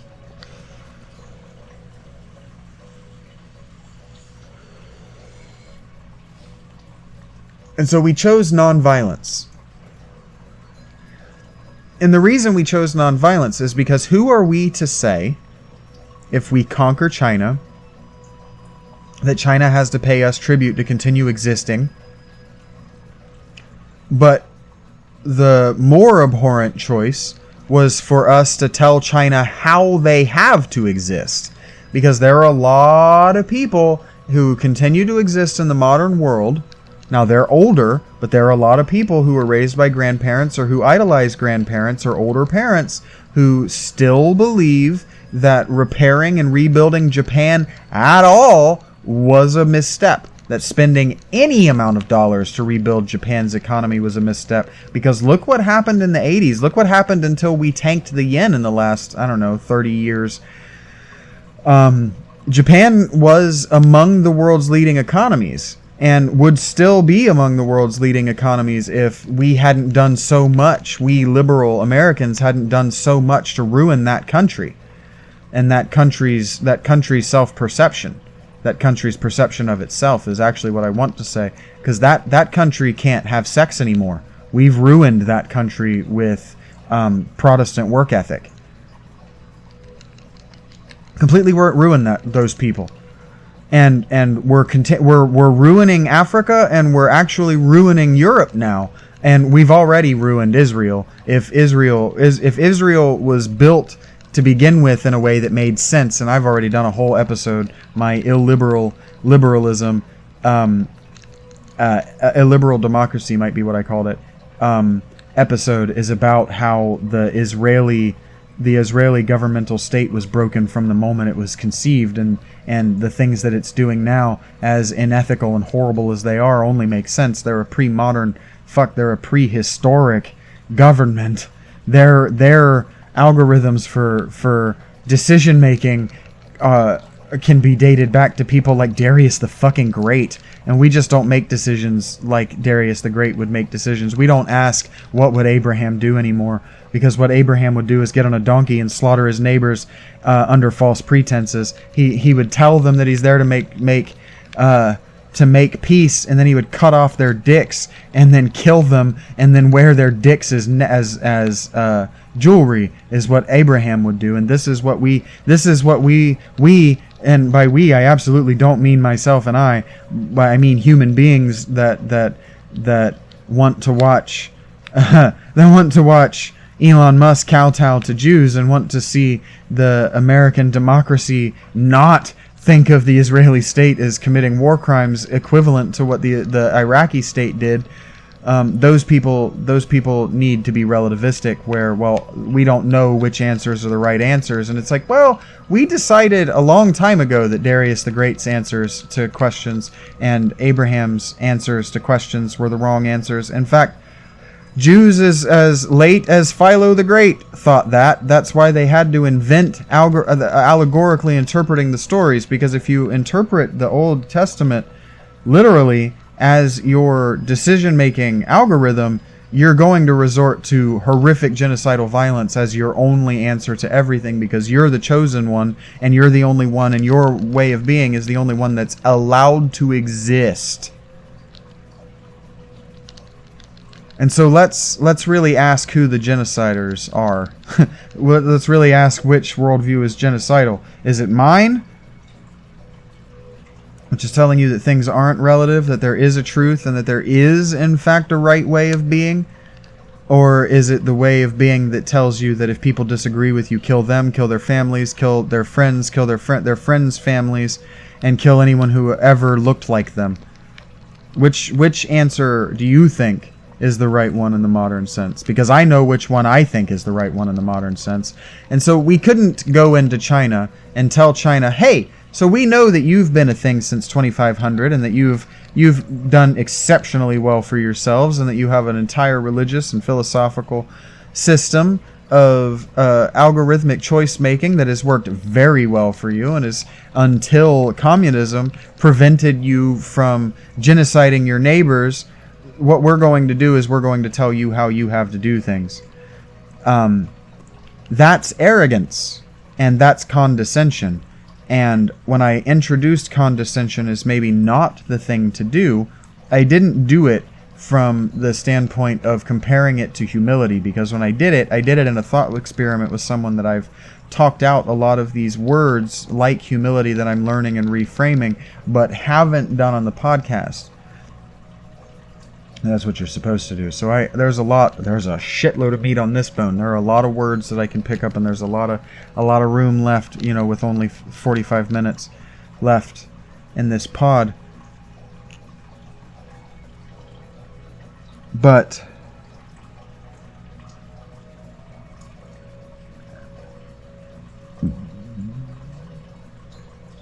condescension is a superiority complex.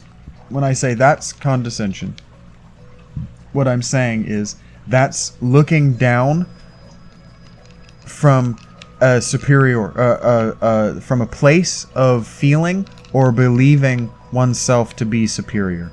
That's what condescension is. Okay? Condescension means, with dissension, as in with coming down. And so what that means to condescend to somebody is to hold yourself as existing on a higher at a greater level within the social hierarchy, whichever social hierarchy you're referring to, and to come down to the level of the person that you're interacting with in an effort to bring them up. So when I engage with people on social media, what I find is people assuming what I know and believe to be true and condescending to educate me, to teach me what is in fact true from their assumption of what I know. For example, I recently was blocked on Reddit after a toxic person engaged me on a No Stupid Questions, where they said they were asking about the usage of Gesundheit in the American vernacular. And they said, is it okay to use Gesundheit to replace bless you in the American vernacular? To which I told a story about how when I was in kindergarten, my teacher's assistant was born and raised in Germany, and she was an authoritative adult to me. She was grandparent age as far as I was concerned, so that means she was probably in her 30s, because I was in kindergarten. And one of the girls in class said Gesundheit after a girl sneezed, and she told that girl and the rest of the class that Gesundheit isn't used in that way in Germany, and she didn't tell us that we shouldn't do it. I just determined on my own, this is what I said in the story, not to use it anymore. So I don't use it anymore. I don't, in fact, say Gesundheit when people sneeze, but other people do, and millennials especially like to do it, because millennials like to use words in ways that they aren't intended, because millennials prefer to feel clever than to be clever. Do you understand what I'm saying? Like I saw somebody I will get to his response, but I'm going to use another example of this. I saw somebody on Twitter. Oh, dang, I forgot what it was. Because I got to thinking about how I was going to kill that thing. Shoot. Oh, he was asking if it was okay in a fantasy world that has nothing to do with our world to call sparkling wine champagne. To which I asked the question, why don't you just do something clever, like name the sparkling wine after a region in your world that has carbonated naturally carbonated springs, like the Champagne region of France did. Why don't you be a writer? And the answer is because he's less interested in being clever and being a writer than he is in being seen as being clever and being a writer. And really and I'm back to independent writers, but these independent writers that get on social media and act like they're really struggling with this line or this description, what they're trying to do is show that they are human too to their audience, so that their audience doesn't think of them as writing scripture, as divinely inspired, so they're allowed to get away with their work being utter trash. So there's no expectation of great literature here. There's no expectation that you're going to be keeping their work around for years and years and years and decades and centuries to come, because that's not their goal. Their goal is to make the dollar that they need to eat today. And I find that abhorrent. That's not art, that's capitalism, and the two things need to be separated in person. You can be an artist who is interested in making money, but god damn it, have an agent. Have someone between you and the fucking money. Because if you're just doing it for the money, you're anti-Christ.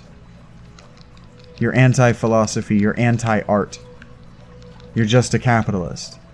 You're a tradesman, and you're not affiliated with a guild. And we decided in the Western tradition that was anathema to us. I don't want to go in there and fight this fight again, but I'm going to try it again. This bitch is going to whip my ass. Oh good, this isn't that bitch. Okay, maybe I'll get more experience on this floor than the last two.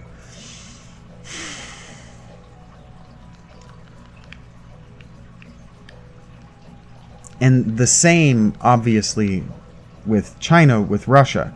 Because, okay, so you punch out China, and you go into China, and you say, okay, China, well, you were weak, and you are our ally through the war, so you get to stay you. You just have to nominally pay us respect. Okay? And remember, respect is to accurately treat somebody within their social hierarchy. That's not the definition that we're going to end with, but I haven't said the definition that we're going to end with, and so I'm going to show how the definition that I'm going to end with works better than that one if I time it right. But I might just have to make an episode about respect in order to do that. Okay, so if we respect China, right? We see China as what they were doing, and we say, okay, well, we respect you and your hierarchy below us because you were our ally, and we only punched you out so that we didn't have to ask you to go through your territory in order to get to Russia. We took you off the board so that you couldn't be a threat later. Not really to break our treaty with you. We like you. We didn't drop a bomb on you. In fact, we had no violent conflict with you. We're good. We're good. You can continue to be China. But Russia, because of the Red Army and because of all these other things, we have to respect you. We have to see you for what you are, right? And we can't allow you to exist as an independent nation as the way you were, because if we're honest, we shouldn't have allowed Russia to be what Russia was if we didn't want the Cold War, and if we didn't want Russia to be doing what Russia is doing now. Because unless you've studied Russia a little bit, you don't know that Russia's government only works with their people as a representative government when that government is in a state of warfare with a weaker enemy. Russian citizens are not American citizens. They're not French citizens. They're not German citizens. They're not Dutch citizens. They're not Chinese. They're not Japanese. They're not Korean. They're not like you if you're not Russian. And so if we were to conquer Russia, we would have to fundamentally change Russia from the bottom up. We would have to change everything about Russia. We would have to change the way that their people think about their government.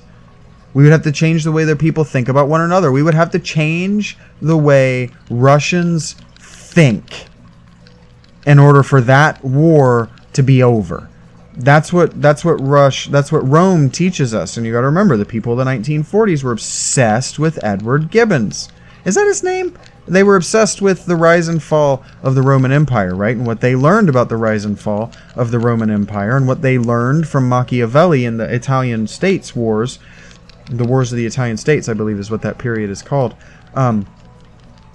What we've learned from the Renaissance and from the fall of Russia, and what we've learned from Italian politics in general over the last 2,000 years up to the point of 1940 is that with a true enemy that's not like you, that's different than you, your only choice is genocide, because you're only going to be in a perpetual state of warfare if you don't genocide them.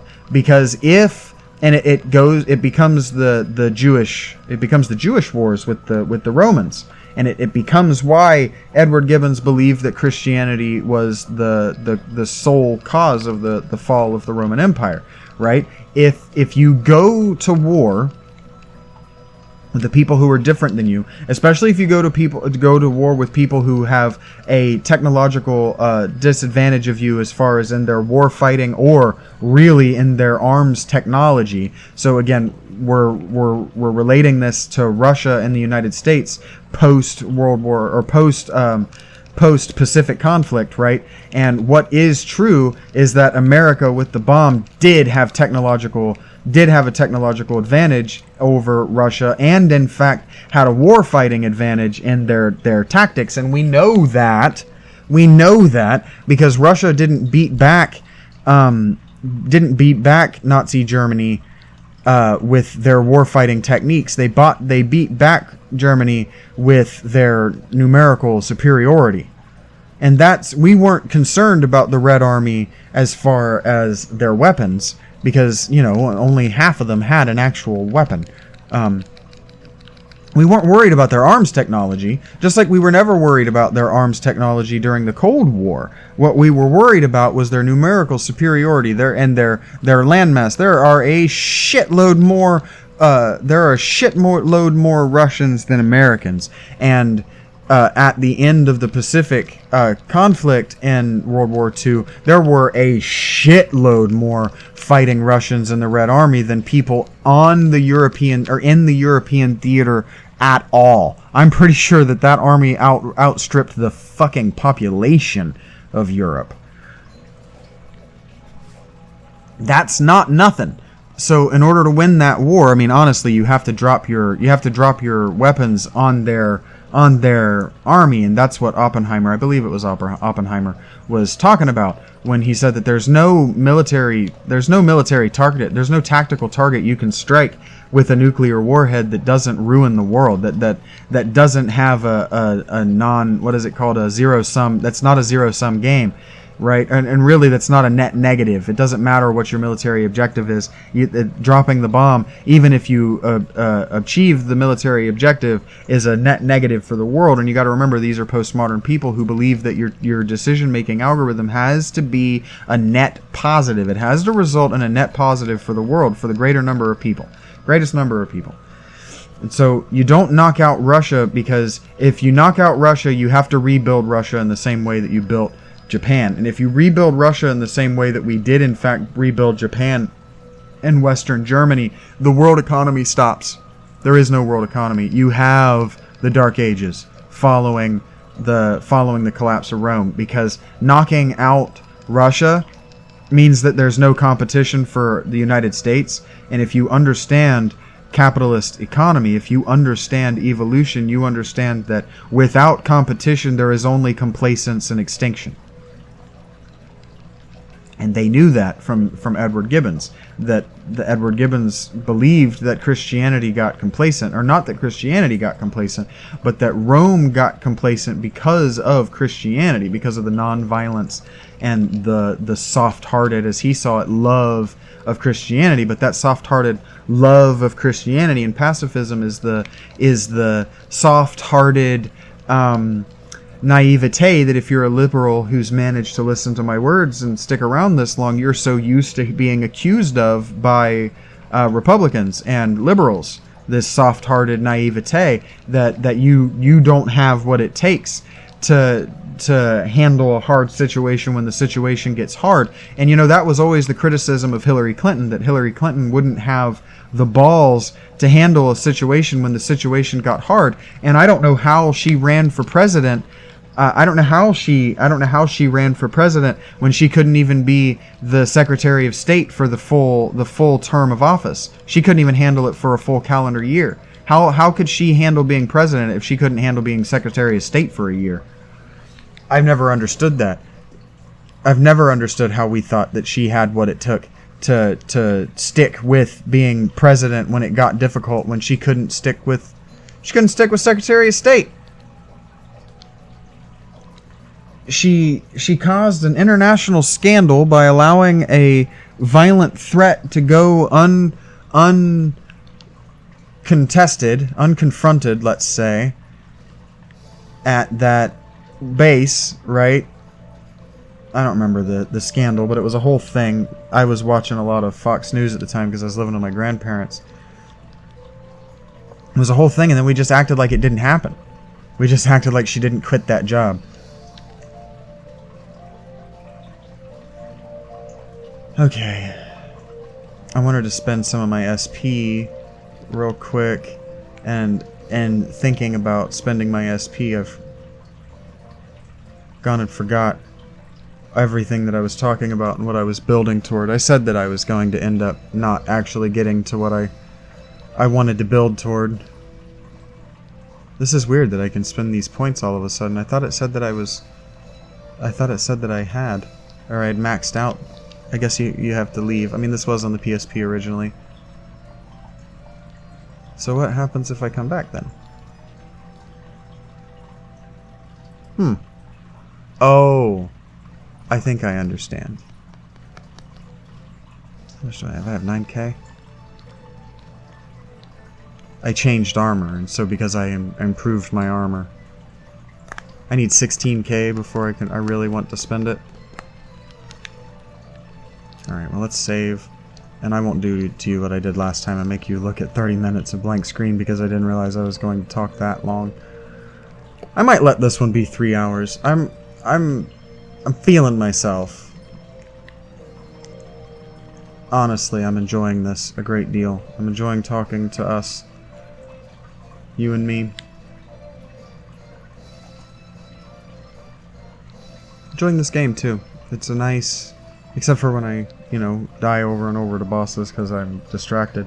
I'm gonna have to beat this boss while talking to you because I've beaten all the other ones while talking to you. Let's see what happens. Let's save. Because I don't remember if I saved. I've gained 3 levels since the last time I saved. I can try this. This isn't even gonna be it. You're like, dude, that's still not the room. I don't remember where it is. Clearly, I don't remember where that boss fight was. I think I actually do. And so the reason that it would tank the world economy is because the money that you would need to spend in order, really the money that you would need to borrow in order to rebuild China, Japan, and Russia's infrastructure, not to mention Germany, Austria, France, England, all these countries, the money you would need to borrow doesn't exist. There's no one to pay back. Do you understand what I'm saying? And the world's rich hoard their money and have it independent of a government, and they keep it from being taxed by governments because they don't want to be responsible. They don't want to be held accountable when world governments take and make the decisions that these rich people want them to make and fund them with the rich people's money. Because that's the way it used to be done, right? Kings, the reason that in England, the reason that we stopped doing the whole king thing, and I know that we still do the king thing in England, but the reason that America, effectively the United States, didn't want to do the king thing anymore, and is because kings were allowed to tell you as a rich person how you were allowed to spend your money. And they were allowed to tell you that you were going to give your money to the throne, to the king, and the king was going to spend it how he liked, and you were going to fucking suck a dick about it. That was just your life now. And, Rich people got real sick of working real hard to make all that money, and kings who couldn't scratch their ass without the help of a handmaiden were just going to take it and then lose it in foreign wars. And they got fucking sick of it. And so the oil and railroad barons that basically encouraged World Wars I and II, that is across both continents, because the military-industrial complex as it exists today existed before today. Oh, this is the boss.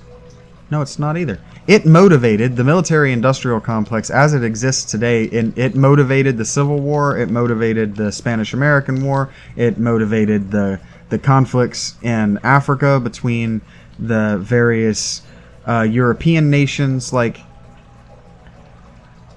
none of that happened without the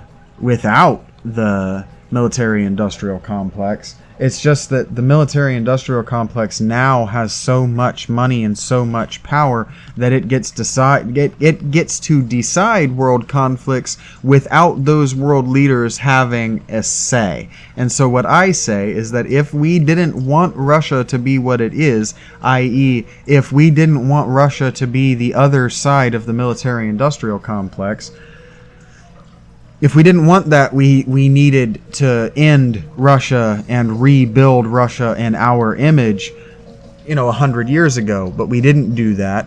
And so Russia is who Russia is. And so if I'm going to now explain to you what it means to respect Russia as what Russia is today, and why the definition that I recently heard of respect doesn't work, and why respect actually does mean doing a violence to somebody who deserves it,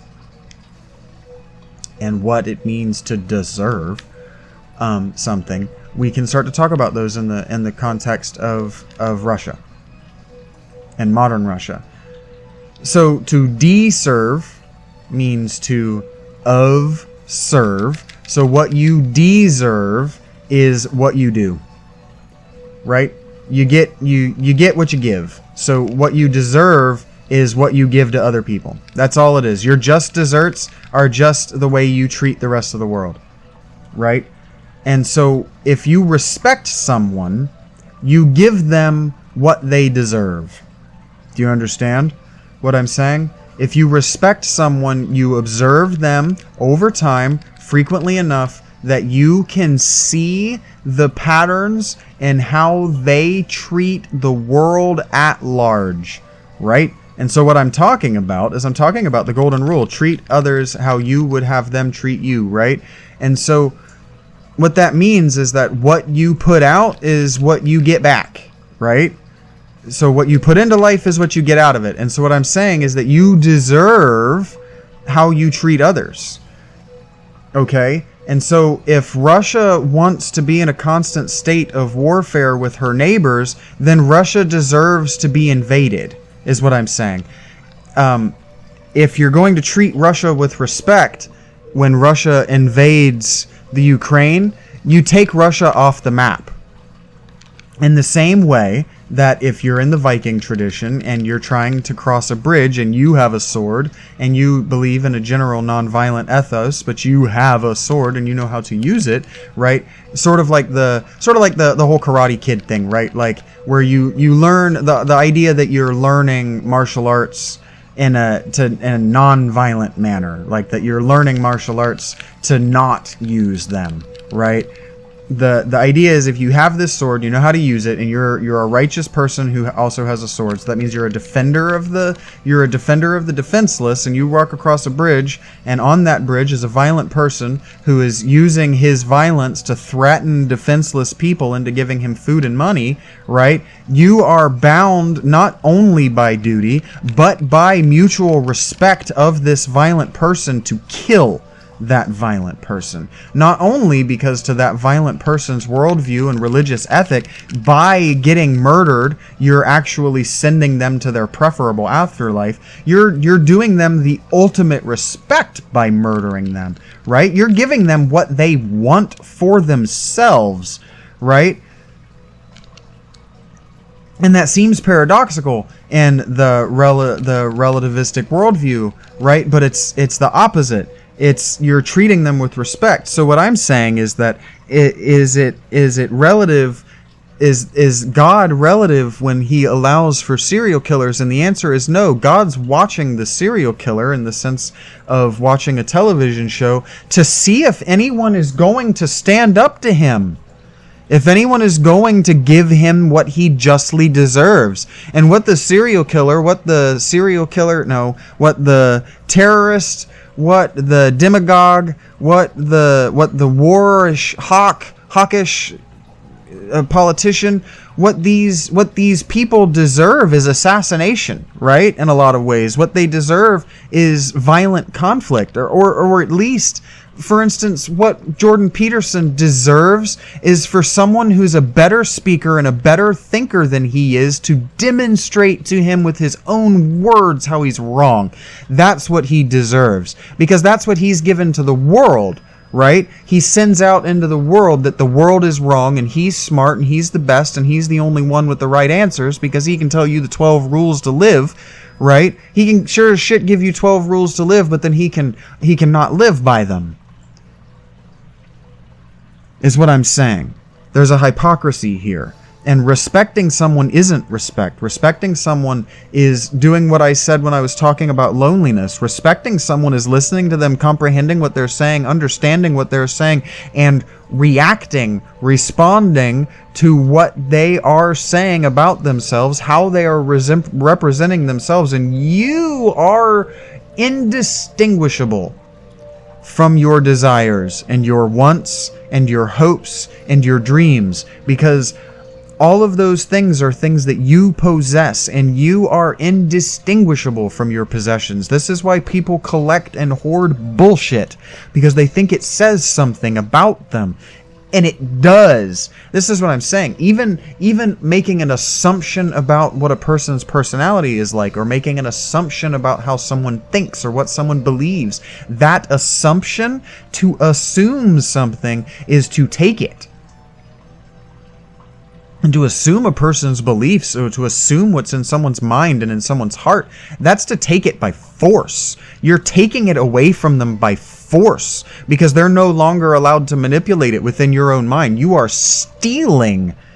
When you make an assumption about someone, you are not making an ass out of you and them. You are making an ass only out of you. You are making a criminal out of yourself. You're a thief.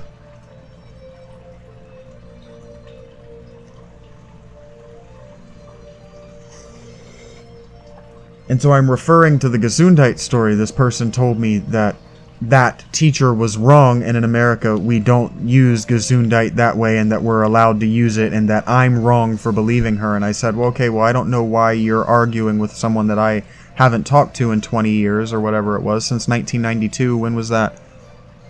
31 years ago. Yeah, I'm 36. See, I'm not 26 anymore. I'm 36 now. I don't know why you're arguing with the person from 1992. And he goes, I'm not arguing with a person from 1992. I'm arguing with you because and he told me that I believe that other people shouldn't say Gesundheit because that's not how Germans use it. And I said, well, you're making an awful lot of assumptions about me because I never said that. And he then went on to say that I was making value judgments about people who do use Gesundheit because I said that millennials frequently use it. They shouldn't, but they do because they like to use words wrong. He thought that was a value judgment, and he felt attacked by that value judgment, because what actually happened is I made him second guess and think critically about his own thoughts and his own behavior. And what no one loves is to be surprised into thinking critically about their own thoughts and their own behavior. But I continue to tell him, you continue to assume my intentions and to assume what I think and assume what I believe. You continue to take these things away from me and make them no longer mine. You're taking them from me. And literally, when you assume someone's thoughts, an assumption, you assume a mantle, right? That's what that word comes from. You assume clothing, ritual clothing. When John and his Center Place, John is the lecturer, Center Place is the YouTube channel. In his lecture about religion and what religion is. He was explaining that the difference in being Julius Caesar, the private citizen of Rome, and Julius Caesar, the head priest of the Temple of Jupiter, was how he wore his toga, because he would assume the mantle of the high priest by moving his I just died by drowning, by wearing his toga around his head or around his shoulders in a certain way. He would assume the position. You know what that means. He would take it on, right? And so when you assume someone's thinking and you assume what someone believes, you're just taking it from them. It's no longer theirs. It's yours now, and you're telling them who they are. And if you're wrong, where does that leave the two of you in conversation? You've turned someone into an AI construct, told them what they are, and now you're no longer respecting them by observing them throughout the conversation. So by assuming someone's behavior, and being relativistic by saying, well, their relative position is this, you're doing an act of violence to that person, in the way that liberals say that speech can be violence. By assuming someone's thoughts, assuming someone's actions, assuming someone's intentions, and I already told you that intention is the paves the road to hell. But it paves the road to hell, because even if you have good intentions, no one will believe you.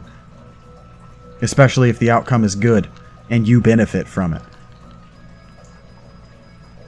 And so I'm at 2 hours and 1 minute, and I should be telling you what the takeaway is, and I haven't even hit my thesis.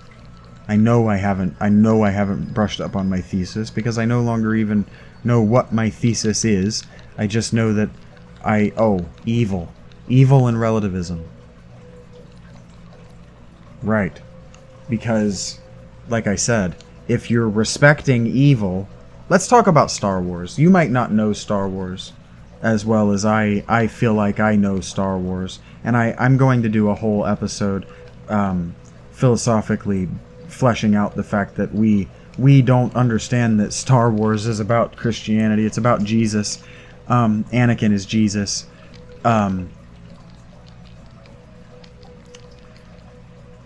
Because we don't understand Christianity, and so this isn't about understanding Christianity. Even though I've done a lot of talking negatively about Christians, Muslims, and Jews, but the Abrahamic faith tradition is an axial age tradition that was rejected by modern thinking, so it's incompatible with the world today. It's utterly incompatible with the world today because it's evolved, but we think of it as not a living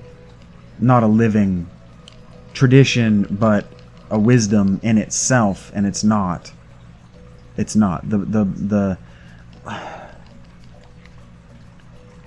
fact that included in the books of the Old Testament is modernizations of the books of the Old Testaments.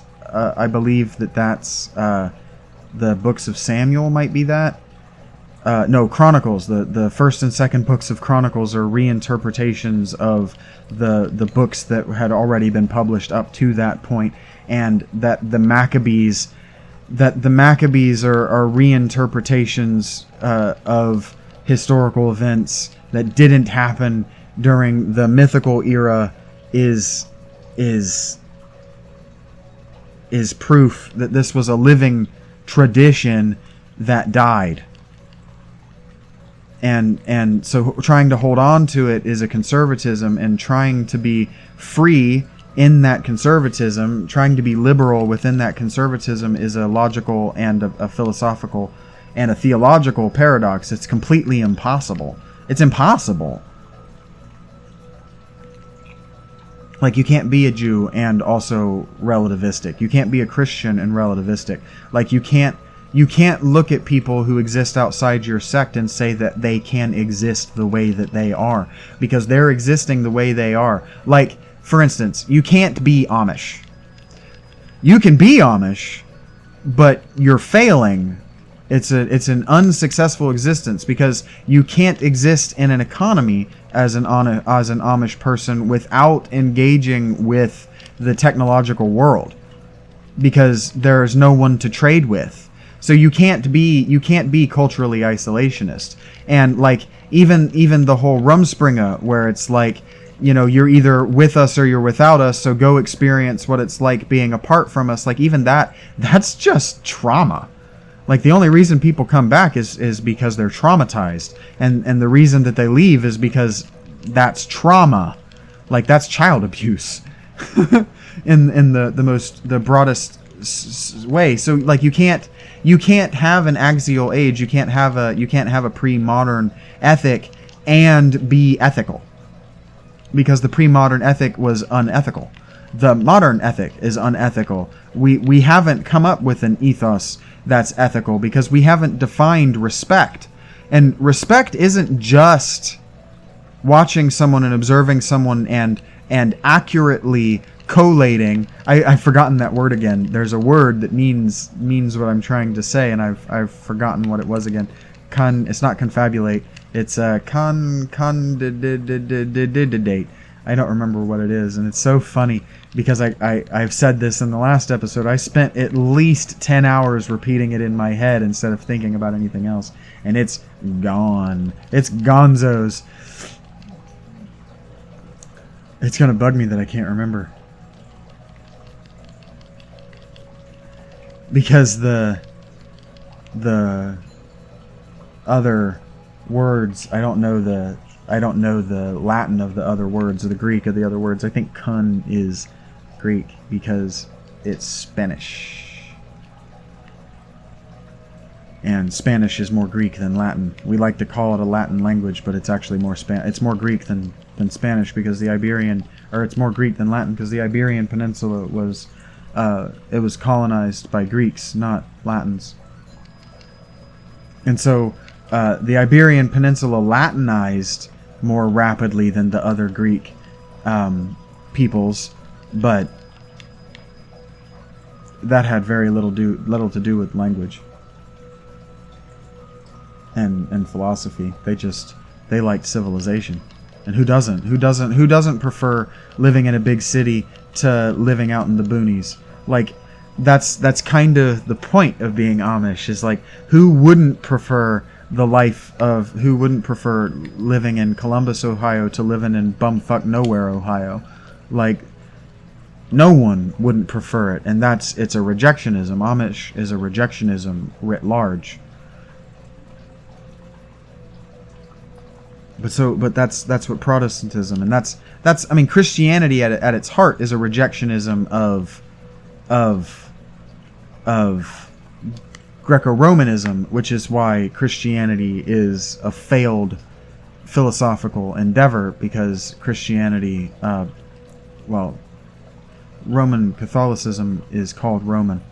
It's in the name, and Catholicism is a rejection of Romanism, but it's Roman Catholicism, so it's Romanist Roman rejectionism, which is impossible. It's impossible to be. That would be like being an anti-rape rapist. It's just impossible to be. Or an anti-abortion doctor. You can't be that. You can do it, but you can't be it, in the sense that I was explaining what it means to be or to become something, or to assume something, right? You can be an abortion doctor, and you can assume the ritual clothing of a pro-choice activist, but both groups are going to kick you out, is what I'm saying. Well, should kick you out. Somehow you can be a socialist capitalist, which doesn't make any sense to me. You can have socialist groups that are for profit. How does that make sense? Like a socialist coffee house that doesn't profit share and is established on a capitalist economic model. How do you think that works? Well, you don't need to think that it works because you haven't thought about it. And that's what I get upset about with Sea of Stars, and that's what I'm upset about with, and why it's so difficult for me to get back to Assassin's Creed 2, and so many of the other games, and why I would just rather play games like Brotato that don't have a story, because there's nothing to think about in the implications of your story.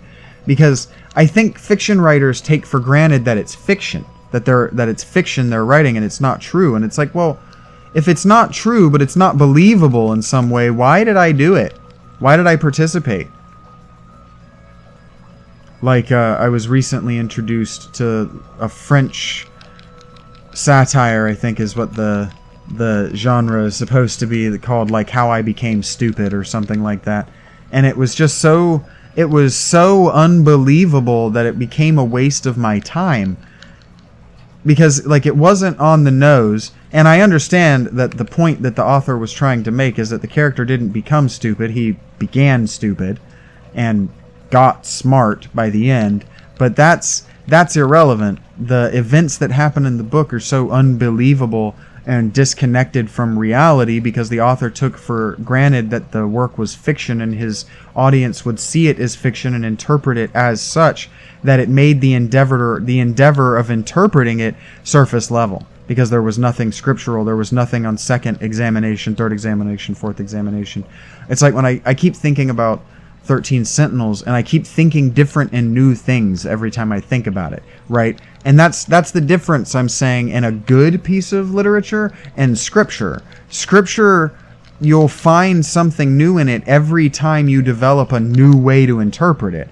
And that's what I mean about the difference in a great work of art and a good work of art, and that's why great works of art are so much rarer than works of art that sell. The work that sells, like I've always known my whole life, if it sells, if lots of people are watching it, it's trash. Game of Thrones, trash. The Office, trash. If people are watching it, it's trash. Always. Sopranos, trash.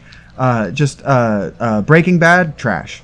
And all of these, were trash to begin with because they end badly.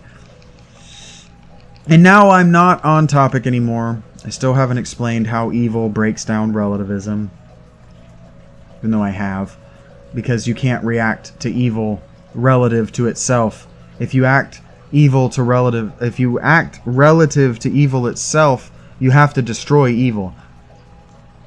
And that's what the Buddha, that's not actually, probably it wasn't the Buddha that said this, but that's what the Buddhist koan that says, if while on your meditations or along the road to becoming the Buddha, you meet the Buddha, you must destroy the Buddha, you must kill the Buddha. That's what that means, right? If along the path to enlightenment you meet an entity within yourself, but specifically an entity without yourself, claiming to be enlightened, claiming to have already been at the end of the path and come back, they're lying. Because I've been to the end of the path and come back, but I didn't understand what the path was. That's the thing.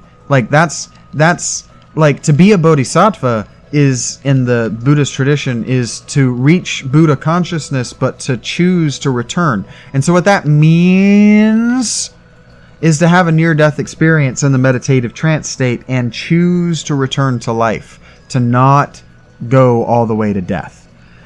But that is an extremely shallow definition and bar. That's an extremely shallow bar if you understand that diving into the subconsciousness is going under, not going over. It's an extremely shallow bar to reach. Because the near-death experience can happen by accident. And the reason that Buddhism specifically rejects the Soma of Hinduism, and that is, which didn't exist by the time Buddhism is around, but the reason they reject hallucinogens, mushrooms, LSD, and however you choose to synthesize it, or from whatever plant you choose to synthesize it, the reason Buddhism rejects the left-hand path, or at least it calls psychedelics the left-hand path, is because you have ego death by accident on psychedelics. But the thing is, you can achieve ego death, you can achieve Christ consciousness by accident in the meditative state, in the trance state. I've achieved Christ consciousness by accident by just doing rote not even meditative, just rote cleaning activities. I have climbed in consciousness above this third level plane. I mean, I've had out of body. I used to be able to make myself have out-of-body experiences while I was conscious. When I was a small child, when I was in first or second grade. I said that right. I was thinking kindergarten, but I said second grade. When I was in first or second grade, I had a really bad fever.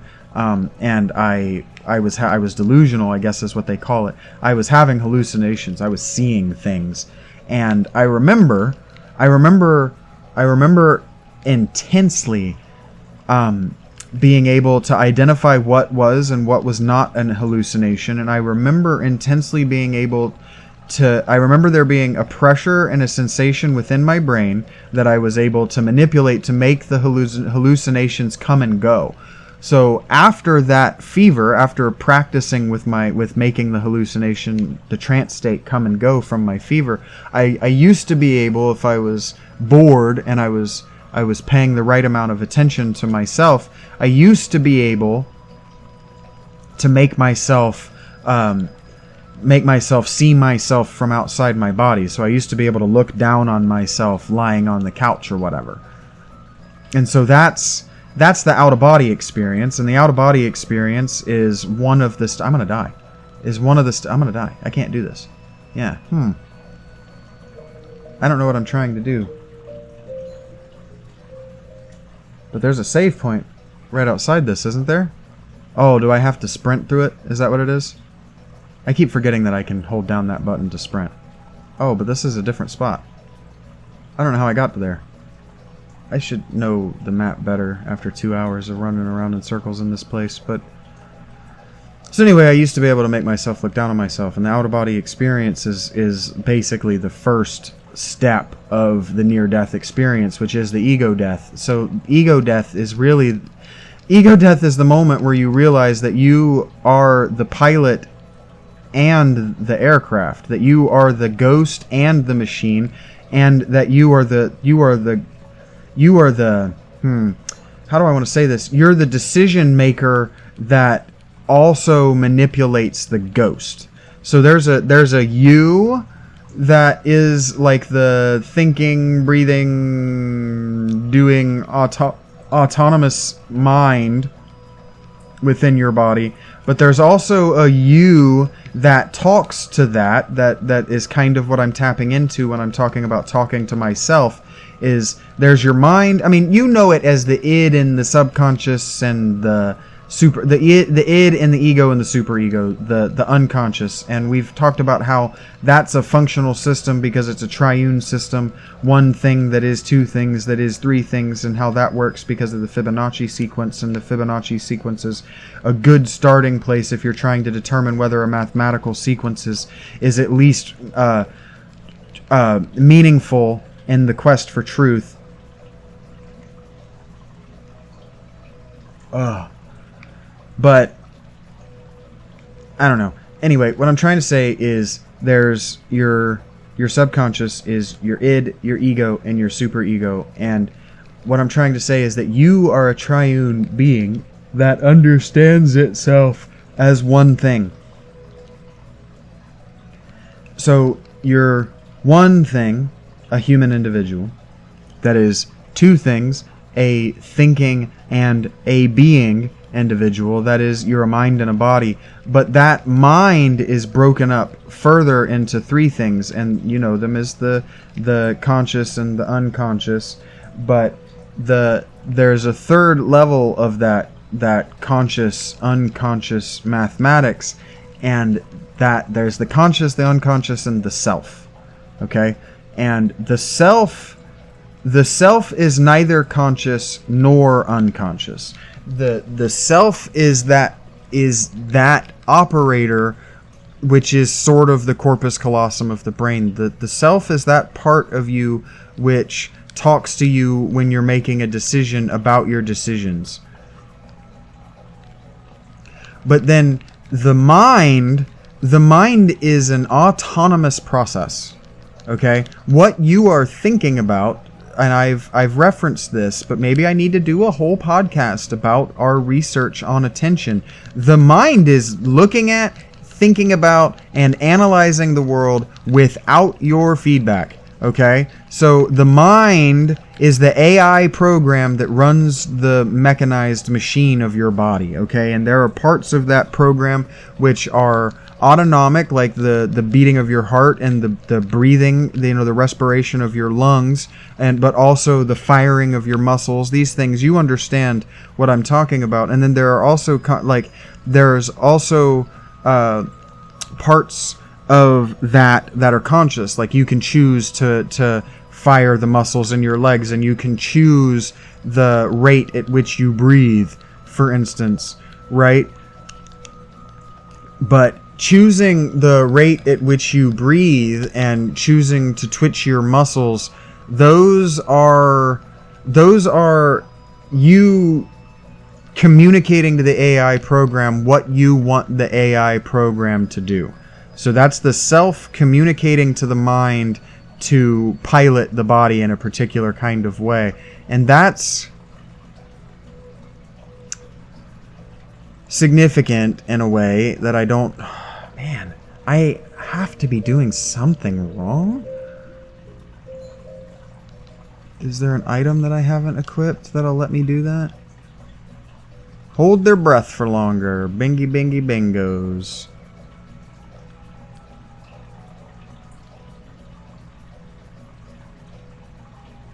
Weird that I have to equip it. I guess it's not that weird. It's just weird to me that the pendant that lets me teleport, when I equip it, there's not like a button press or anything associated with it. And yeah, dying like that, I completely lost what I was talking and thinking about. I know. So let's just talk about evil. Let's just move away from that, and let's just talk about evil. And evil has to be confronted. The relativism is a sort of shrug. Okay? And the only people that can shrug are people who in any functional system would be duty bound to solve the problem. Okay? So what I mean is rich people. And I said last episode that the people who were doing philosophers were people like me.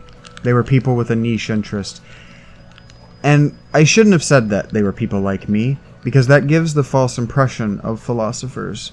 Because Diogenes is the only philosopher of poverty. Okay? And let's just forget entirely the idea that asceticism and monasticism is a philosophy or a theology of poverty, because it's not. It's just not. And I can tell you why I know it's not a theology of poverty. And the way I know it's not a theology of poverty is because if asceticism and monasticism were, in fact, theologies of poverty, then the Didache, the book teaching Christian ascetics and monks how to keep the vows of poverty and how to theologize poverty and asceticism, would have remained in print. It wouldn't have become a lost book. I know that Christianity and religion as such are a trade craft and thus a tradition and not a wisdom system. They're a trade system because they're all about making money. So when you go into the wilderness to become a Buddhist monk of certain sects, and you do the alms thing where you meditate for money or whatever, the reason that people pay you that money in the modern sense is difficult to say. But the reason that people paid you that money in the pre-modern sense is because what you were doing was more important than the economy, than an economic trade pursuit. What you were doing was self-perfection, okay?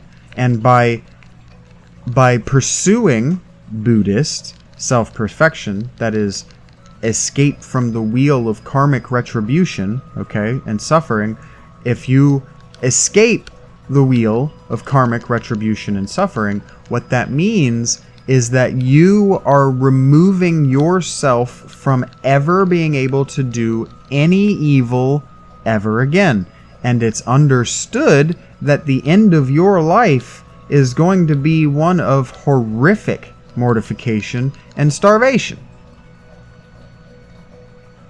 So they'll feed you with a percentage of their produce. They'll pay alms to feed you because you are not going to reincarnate and do harm to them in their next life. So they can trust you, and they can know that anything that they donate to you isn't going to be used, any energy that they donate to you, any benefice, any good that they give to you, isn't going to be used to harm them later. Okay? That's why Buddhism works. And that's why Buddhist monasticism works. But that is not the case in Christianity. In Christianity, Buddhism and asceticism were to take on, they were a Jewish concept, okay? And Jewish apocalyptic asceticism, the idea was that there's a tipping point. There's an amount of good that God needs to see done at one moment. That God is measuring the amount of time being done at every moment. And that's what time is. The flow of time is God checking in on how good we're being. Okay? And the goal, because there's a tipping point. Let's say it's 51%. Let's say that it's more like the fundraiser thermometer that high schools and churches use, right? And so God is doing a fundraiser for goodness, but it's not a fundraiser over time. It's not an amount of goodness that's being done over time. It's donations of goodness being done in time. So God isn't trying to get $1 million within a time limit. God is trying to get, for example, a donation of $1 million, right? He's trying to get a net, not a gross, I think is how you would say that. Or a one-time income. He's trying to, once you cross a certain income threshold per moment, then the world is perfect. And the future will be perfect. Time will have been perfected. And that's where the idea of the kingdom came from. That if enough good was being done at any given moment, that the perfect world would happen. That the covenant would be fulfilled. Covenant with God. And so Christians said, okay, well that's clearly not working. Because the Jewish faith isn't really a monastic or an ascetic faith. It's a lived faith, because it's not a faith. It's not a faith in the way that Christianity is a faith. It's not a gamble in the way that Pascal would have you understand. It's not a wager in the way that Pascal would have you understand Christianity, right? Like, it's not a gamble on your eternal soul. Judaism isn't. Judaism is a gamble on the moment. Right, on the lived moment. It's a gamble that you're going to, as the Mahabharata would say, it's a gamble that you're going to find a sexual partner, and you're going to raise children, and those children and sexual partner are going to be healthy until your death, and that you will leave fat, healthy, and happy before they do. Right? That's what the Jewish faith is. Right? It's because it's not a faith. Right, the Judaism, the Jewish religion it's a set of answers. It's a set of this, then, or if, then, or this, that propositions. Do this, get that. Right, without the transactional nature of pagan religion, which is why Christianity doesn't work. Right, but the idea, and I'll explain what I mean by that. The idea of Christianity, and the reason that Christianity adopted monasticism, has absolutely nothing to do with Roman paganism, and has everything to do with Buddhism and Hinduism as they were experiencing it in the markets of the Middle East and Rome, because absolutely there were Indians and Chinese in Rome and the Middle East, and especially in Persia, definitely in Persia. It would be stupid to think that they're not in Persia. But Christian monasticism was a wager that God did have a goodness threshold that he wanted to see capped, and that if certain people took on... Okay, it's inspired by Buddhism, because Buddhism says that if you take on more suffering, that you can take on more than the suffering that you would normally take on, and then that will pay off some of your karmic debt for your previous life. This is why people do the whole, like, sleeping on a bed of nails or meditating on one leg thing, even though they cheat all of these things. And those things I'm specifically referring to with Christianity, because those things are an economic. Those things are about the economy. Those things aren't about religion. Those things aren't actually about escaping karmic retribution. Those things are about developing a skill that will allow you to make a living, right? And that's why scientific skepticism attacks those traditions, or at least, those traditions so hard. Okay, so Christianity went monastic because the idea was ripped from Hinduism and Buddhism that, okay, well, if there's not karmic retribution, but there is suffering and there is a goodness threshold that the God wants to see crossed, then if we take on mortification of our souls and our bodies, and we do acts of selfless good, and we are poor, and we make a religion out of self-mortification and poverty, then we will liberate the hedonists in addition to ourselves, because we will do enough to remove the idea, first century Jesus Christianity, like Jesus Judaism, isn't about an afterlife. I've talked about this. It's about a living kingdom. It's about perfecting the world that we live in, right? It's about perfecting our algorithm, our ethical algorithms, to the point that the kingdom of heaven, that is the structure of things as the God, the creator, the author intended them or wanted them to be in this ideal or perfect way, right? That's what the kingdom is. The kingdom is what it looks like after the threshold of goodness has been crossed, right? And so if you interpret it as anything other than that, you're just wrong. And like we talked about, if you interpret it in any other way, you need to reserve the right to be wrong, because you are wrong about this. You don't get to change what Jesus meant because it suits your purposes. Like, Jesus had a meaning, and there's only one right version of Jesus's meaning. This is really cool. It makes me think of the Sunken Temple in WoW. This is much older than the Sunken... No, maybe it's not, actually. Maybe it is. I don't know. This is a neat little dungeon, though. I like it a lot. I don't like that I can't hurt those things. Fuck you.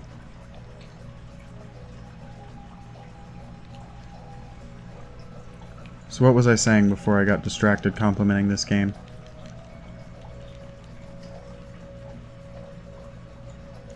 Right. Contradicting and arguing with Jesus and calling yourself a Christian. I don't have anywhere else to go from there. I'm still trying to argue out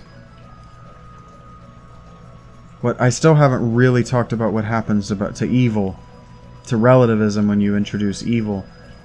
And I guess it's because it's obvious. Evil isn't relative. If you don't fight against evil, evil wins. And evil doesn't think of itself in relativistic terms, right? So when you take the, well, I don't know whether good and evil exist approach. So like if you try to do, you know, like Yoda, if you try to be Yoda and argue that, oh, why did I die? Why do I have to go so deep? Fuck.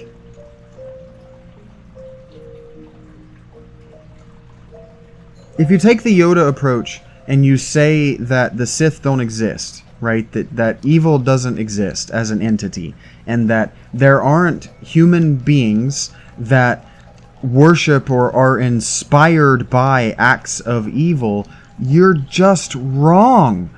It's not about It's not even about naivete. It's not about ignorance. You're just wrong. You're just wrong on your face. Because Bundy happened. And we can't act like Bundy didn't create a dark god for himself to worship to justify his evil acts. Because if there's a god of evil, then there's a justification for acts of appalling evil. Do you understand? If you have a dualistic worldview where good and evil exist, then there have to be paragons of evil in human form. There are going to be people who feel called upon to show other humans for the author that evil does in fact exist, and they do all the time. And I don't know how we act like they don't. And while we go, well, they were an evil person, but there's not like a greater evil driving them to do the thing. But if they believe that there's a greater evil driving them to do the thing, like Son of Sam claimed that there was a whole cult of people that believed that there was a greater evil driving them to do the thing, then there is a greater evil driving you to do the thing. Because the world of forms is only a dead end if you want it to be your end-all be-all. But if you understand that metaphors are real, then the world of forms is as real as you or I are real. Because it's a metaphor. It's a metaphor for the way that consciousness actually works. It's not a metaphor for the way the universe works. It's a metaphor for the way that consciousness interacts with the material three-dimensional reality. And really the material four-dimensional reality. Because as I say, if you're respecting the world, if you're respecting God, right, the creator of the world, if you're respecting the author of fate, of history, of time, if you're respecting all of those things, doesn't mean to put them in some kind of greater, like some kind of greater place than you. It just means to understand your relationship to them in the hierarchy of reality, right? And so atheism, I'm sure that I've said this, but atheism is a fundamental lack of humility. To deny God is to claim that you are the source of all creation. And that's just wrong. Like, by observing creation, you don't create it. You make it real. Those are different things. Ouch. Because until it was real, it was just a form. So until you observed the reality, it was just potentiality. How am I supposed to get down here fast enough? Because I can't, make myself go down. I can't make myself swim down. Do I have, sink boots? Do I have, Zelda sinky boots? Why do I feel like, again, I'm doing something wrong? I can hold my breath for a long ass time. This is supposed to raise my maximum HP, but I don't know how to use it.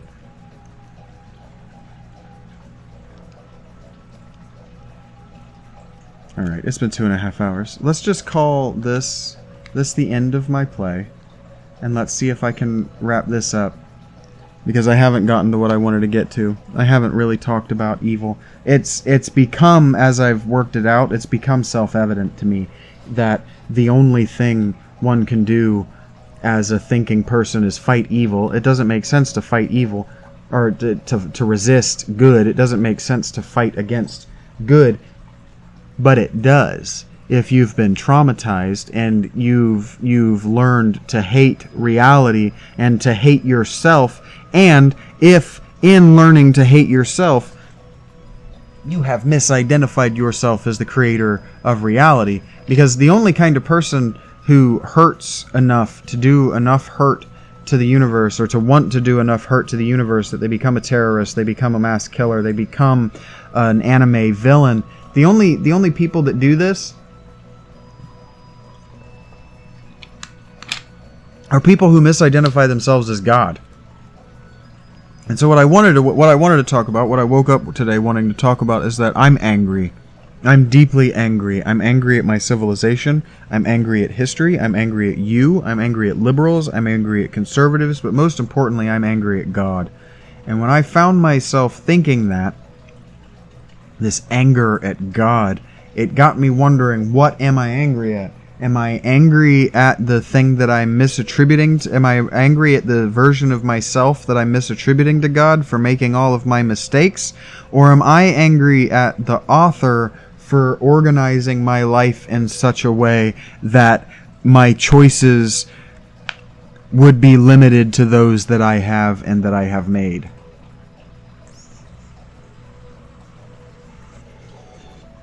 And when I realized that I didn't have an answer for that question, that I didn't know how to answer the question, what exactly am I mad at? Am I mad at myself for making the choices that I made, or am I angry at God for putting me in the position to make these choices in the first place?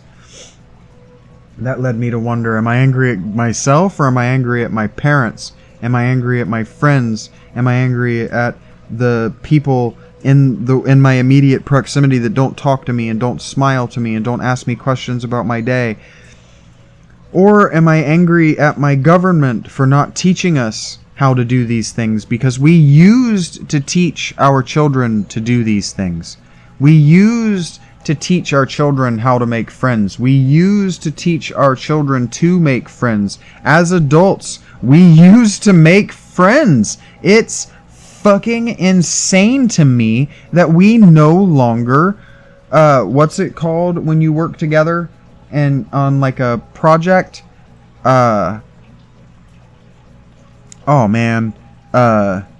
Collaboration. We just do not collaborate. We intelligent people, we artistic people, and we human people just no longer collaborate. We're no longer interested in doing the greatest good for the maximal amount of people with our lives.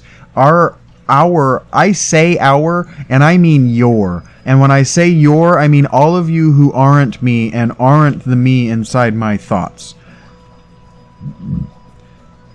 Because whether I've talked about it or not, I was raised to believe in, and I was raised believing that everyone else believed in, an ethic of selflessness and humility. And I thought that humility was not speaking when someone says something stupid, wrong, or harmful. And all of those three things are the same thing, as I built out in my last episode. I used to think that humility was thinking that it was staying silent in my knowledge that I was in fact better than them for not being wrong, right? But in fact, that is condescension. That's not even condescension. That's just arrogance. It's the opposite of humility.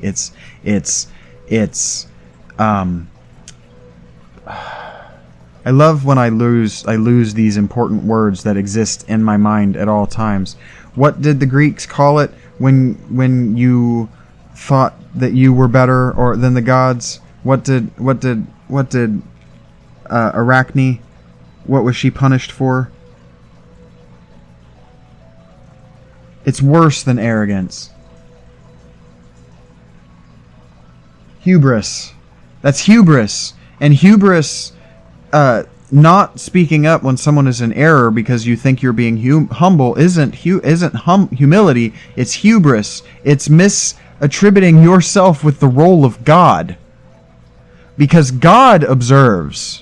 God is the only, initial caps, observer. You are not only an observer. You are an actor. You are a thinker. You are a choosing observer, right? You have the gift of preference, right? Animals don't have the gift of preference. And all of this psychological hand-waving and mumbo-jumbo about consciousness and not understanding consciousness and the material worldview having absolutely no answer for the mind-body problem. It's not that they don't have a working answer, it's that they refuse to give an answer to the mind-body problem, which I just solved for you, within the last 40 minutes, by the way. Why am I railing against the mind-body problem? I forgot. Why am I railing against materialism?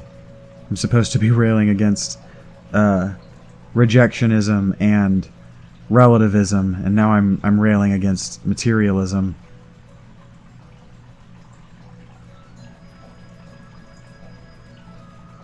Those things are to assume the position of God. They tell you that we talked about this a little bit, quantum mechanics, that electrons only exist, they're only real when they're being observed, right? And in that way, God is the only observer, because you can't observe everything in the universe in order for everything in the universe to arrange itself for you to observe it. You cannot do that. That means that you are not God. You are not an author. You are not the author. Okay? You're not a lesser God. You're not a greater God. You're not an angel. You are not those things. You are a human being. And what I mean by that is that you are a human and you are being a human. Okay?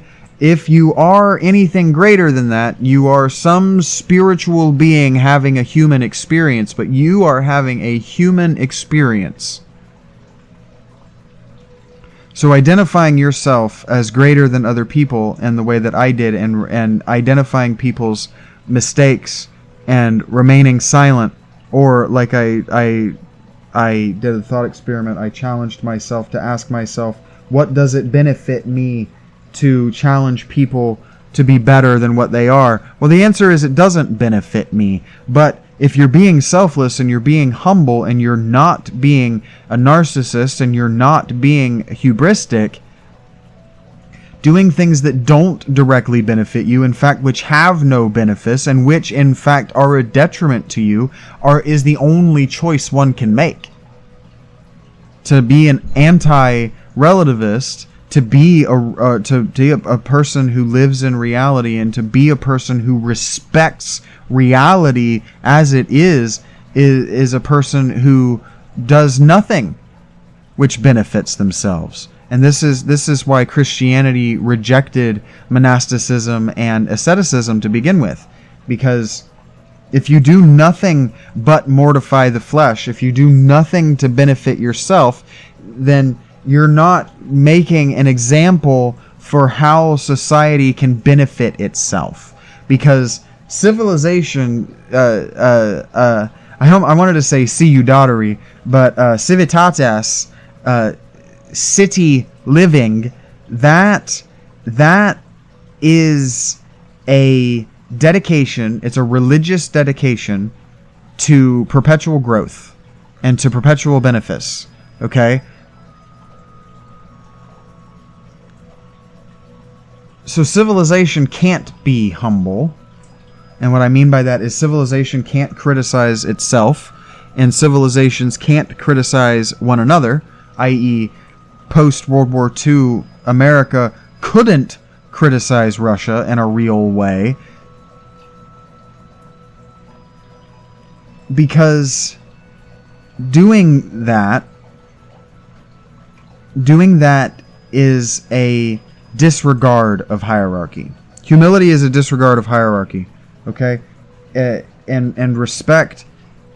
No.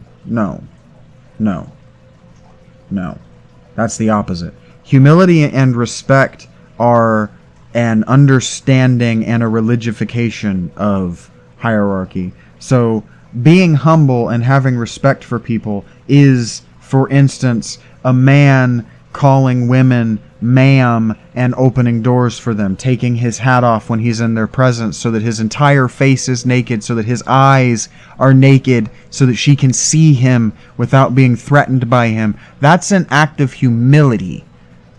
Okay? And feminists rejecting these basic acts of male humility is an acknowledgement that those acts of humility acknowledge, right, or address or point out or make the person who's rejecting these acts of humility, they're an acknowledgement of social hierarchy. So by rejecting other people being humble toward you, what you are in fact doing is being both condescending and anti-hierarchical. which is a paradox in being. You can't be both above someone in a hierarchy and coming down to them. You can't condescend to them like an angel descending to Abraham if you reject the notion that there is a hierarchy. So, liberalism, the woke worldview, rejectionism,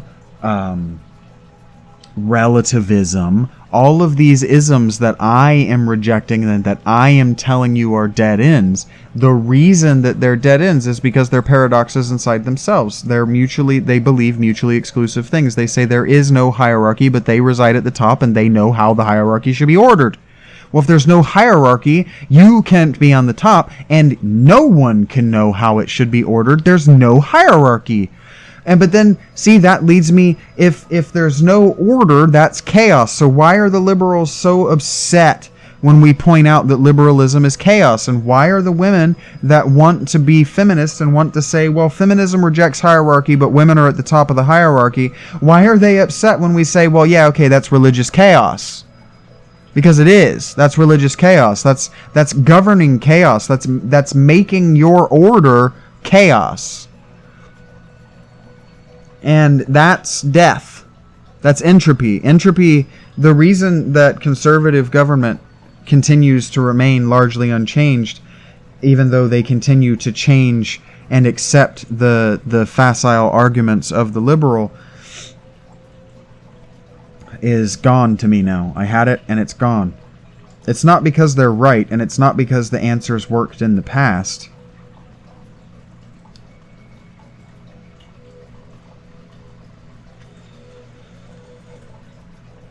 All things I've said before, it's because they respect social hierarchy. See, Republicans used to kowtow to billionaires because Republicans understood that they were representing, or they were assuming the role of people who knew something, and the assumption was that the only people who actually knew anything were the people who actually ran the world. Okay, well, again, I've told you, the Republican Party and the conservative philosophical class rejected that when the Koch brothers made their artificial turf political movement, and with the Tea Party.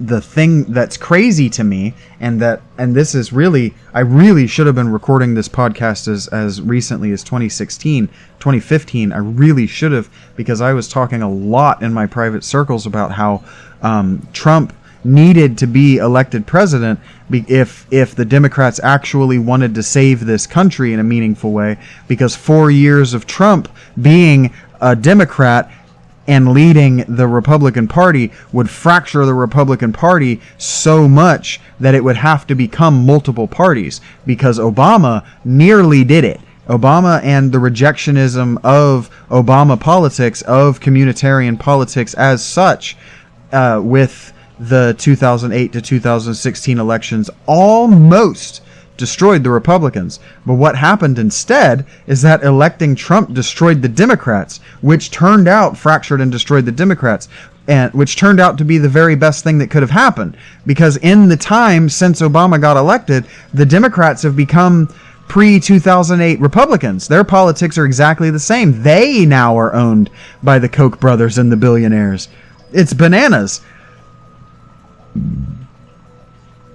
And so by doing that, by becoming owned by the same people that ruled the world before the 2000s, they've exposed their philosophies as wrong. Not just wrong, but dead. Dead. The Democratic Party is a necromantic lich. Is a lich necromancer. It's an undead monster raising the undead to swamp thinking people under mounds, hordes of unthinking and people who are incapable of thinking. That's the point.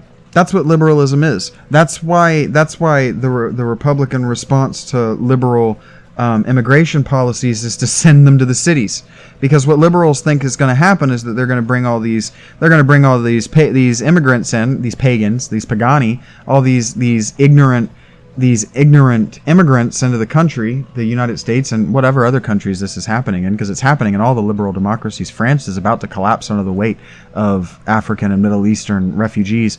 Germany as well. They're about to collapse under the weight of their open border policies. But they thought that all of these immigrants were going to come into their country, and they were going to flesh out the rural areas, and they were going to take up the jobs that the people in the rural areas are abandoning to move to cities.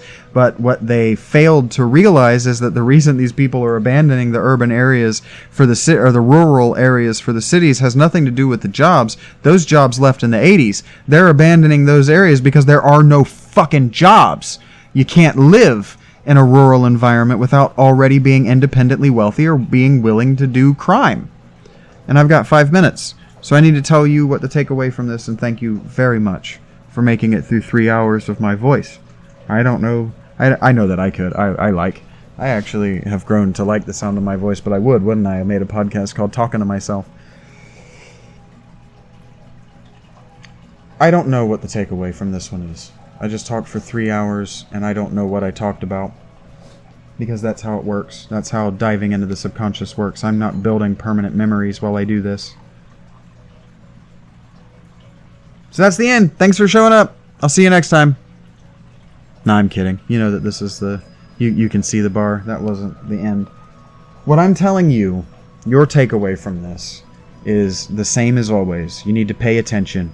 But what I'm telling you is that in the last episode, and the one before that, Loneliness, I've been telling you that you need to be a better friend. You need to be a better friend, is what I'm telling you. You need to, I see on the internet a lot, the urban thing, which is really just black culture, but I refuse to acknowledge black culture as separate from my culture, because I have acknowledged black culture as separate from my culture, and in not critiquing it as separate from my culture, I have allowed it to do harm to my culture. So anyway, the urban vernacular uses respect a lot. Respect my name. Speak to me with respect. Respect me. Respect is earned. You hear a lot of people say really shitty shit after saying respect is earned, right? Well, that works both ways, okay?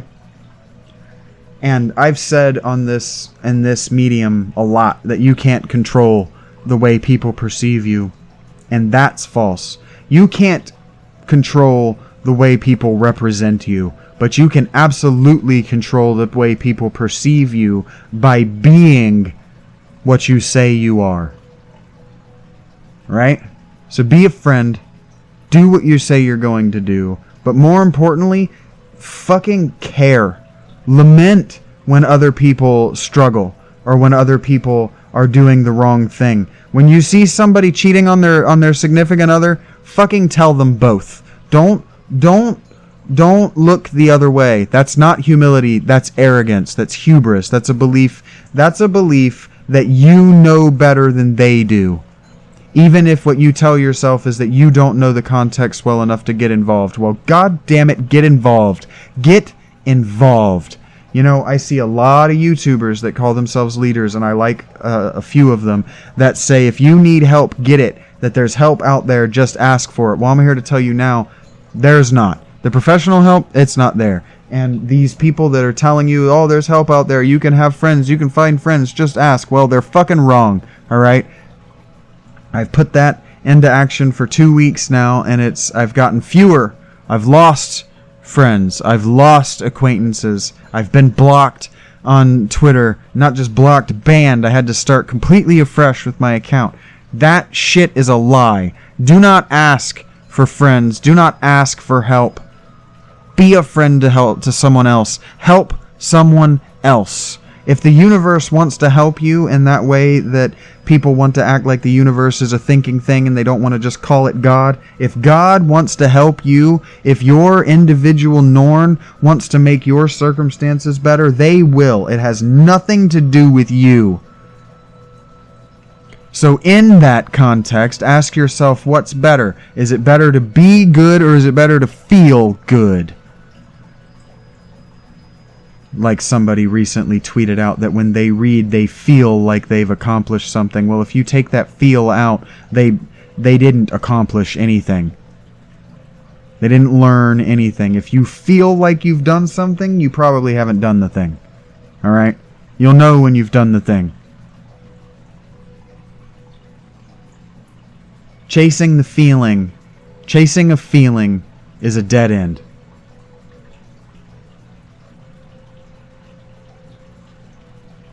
And that's the end.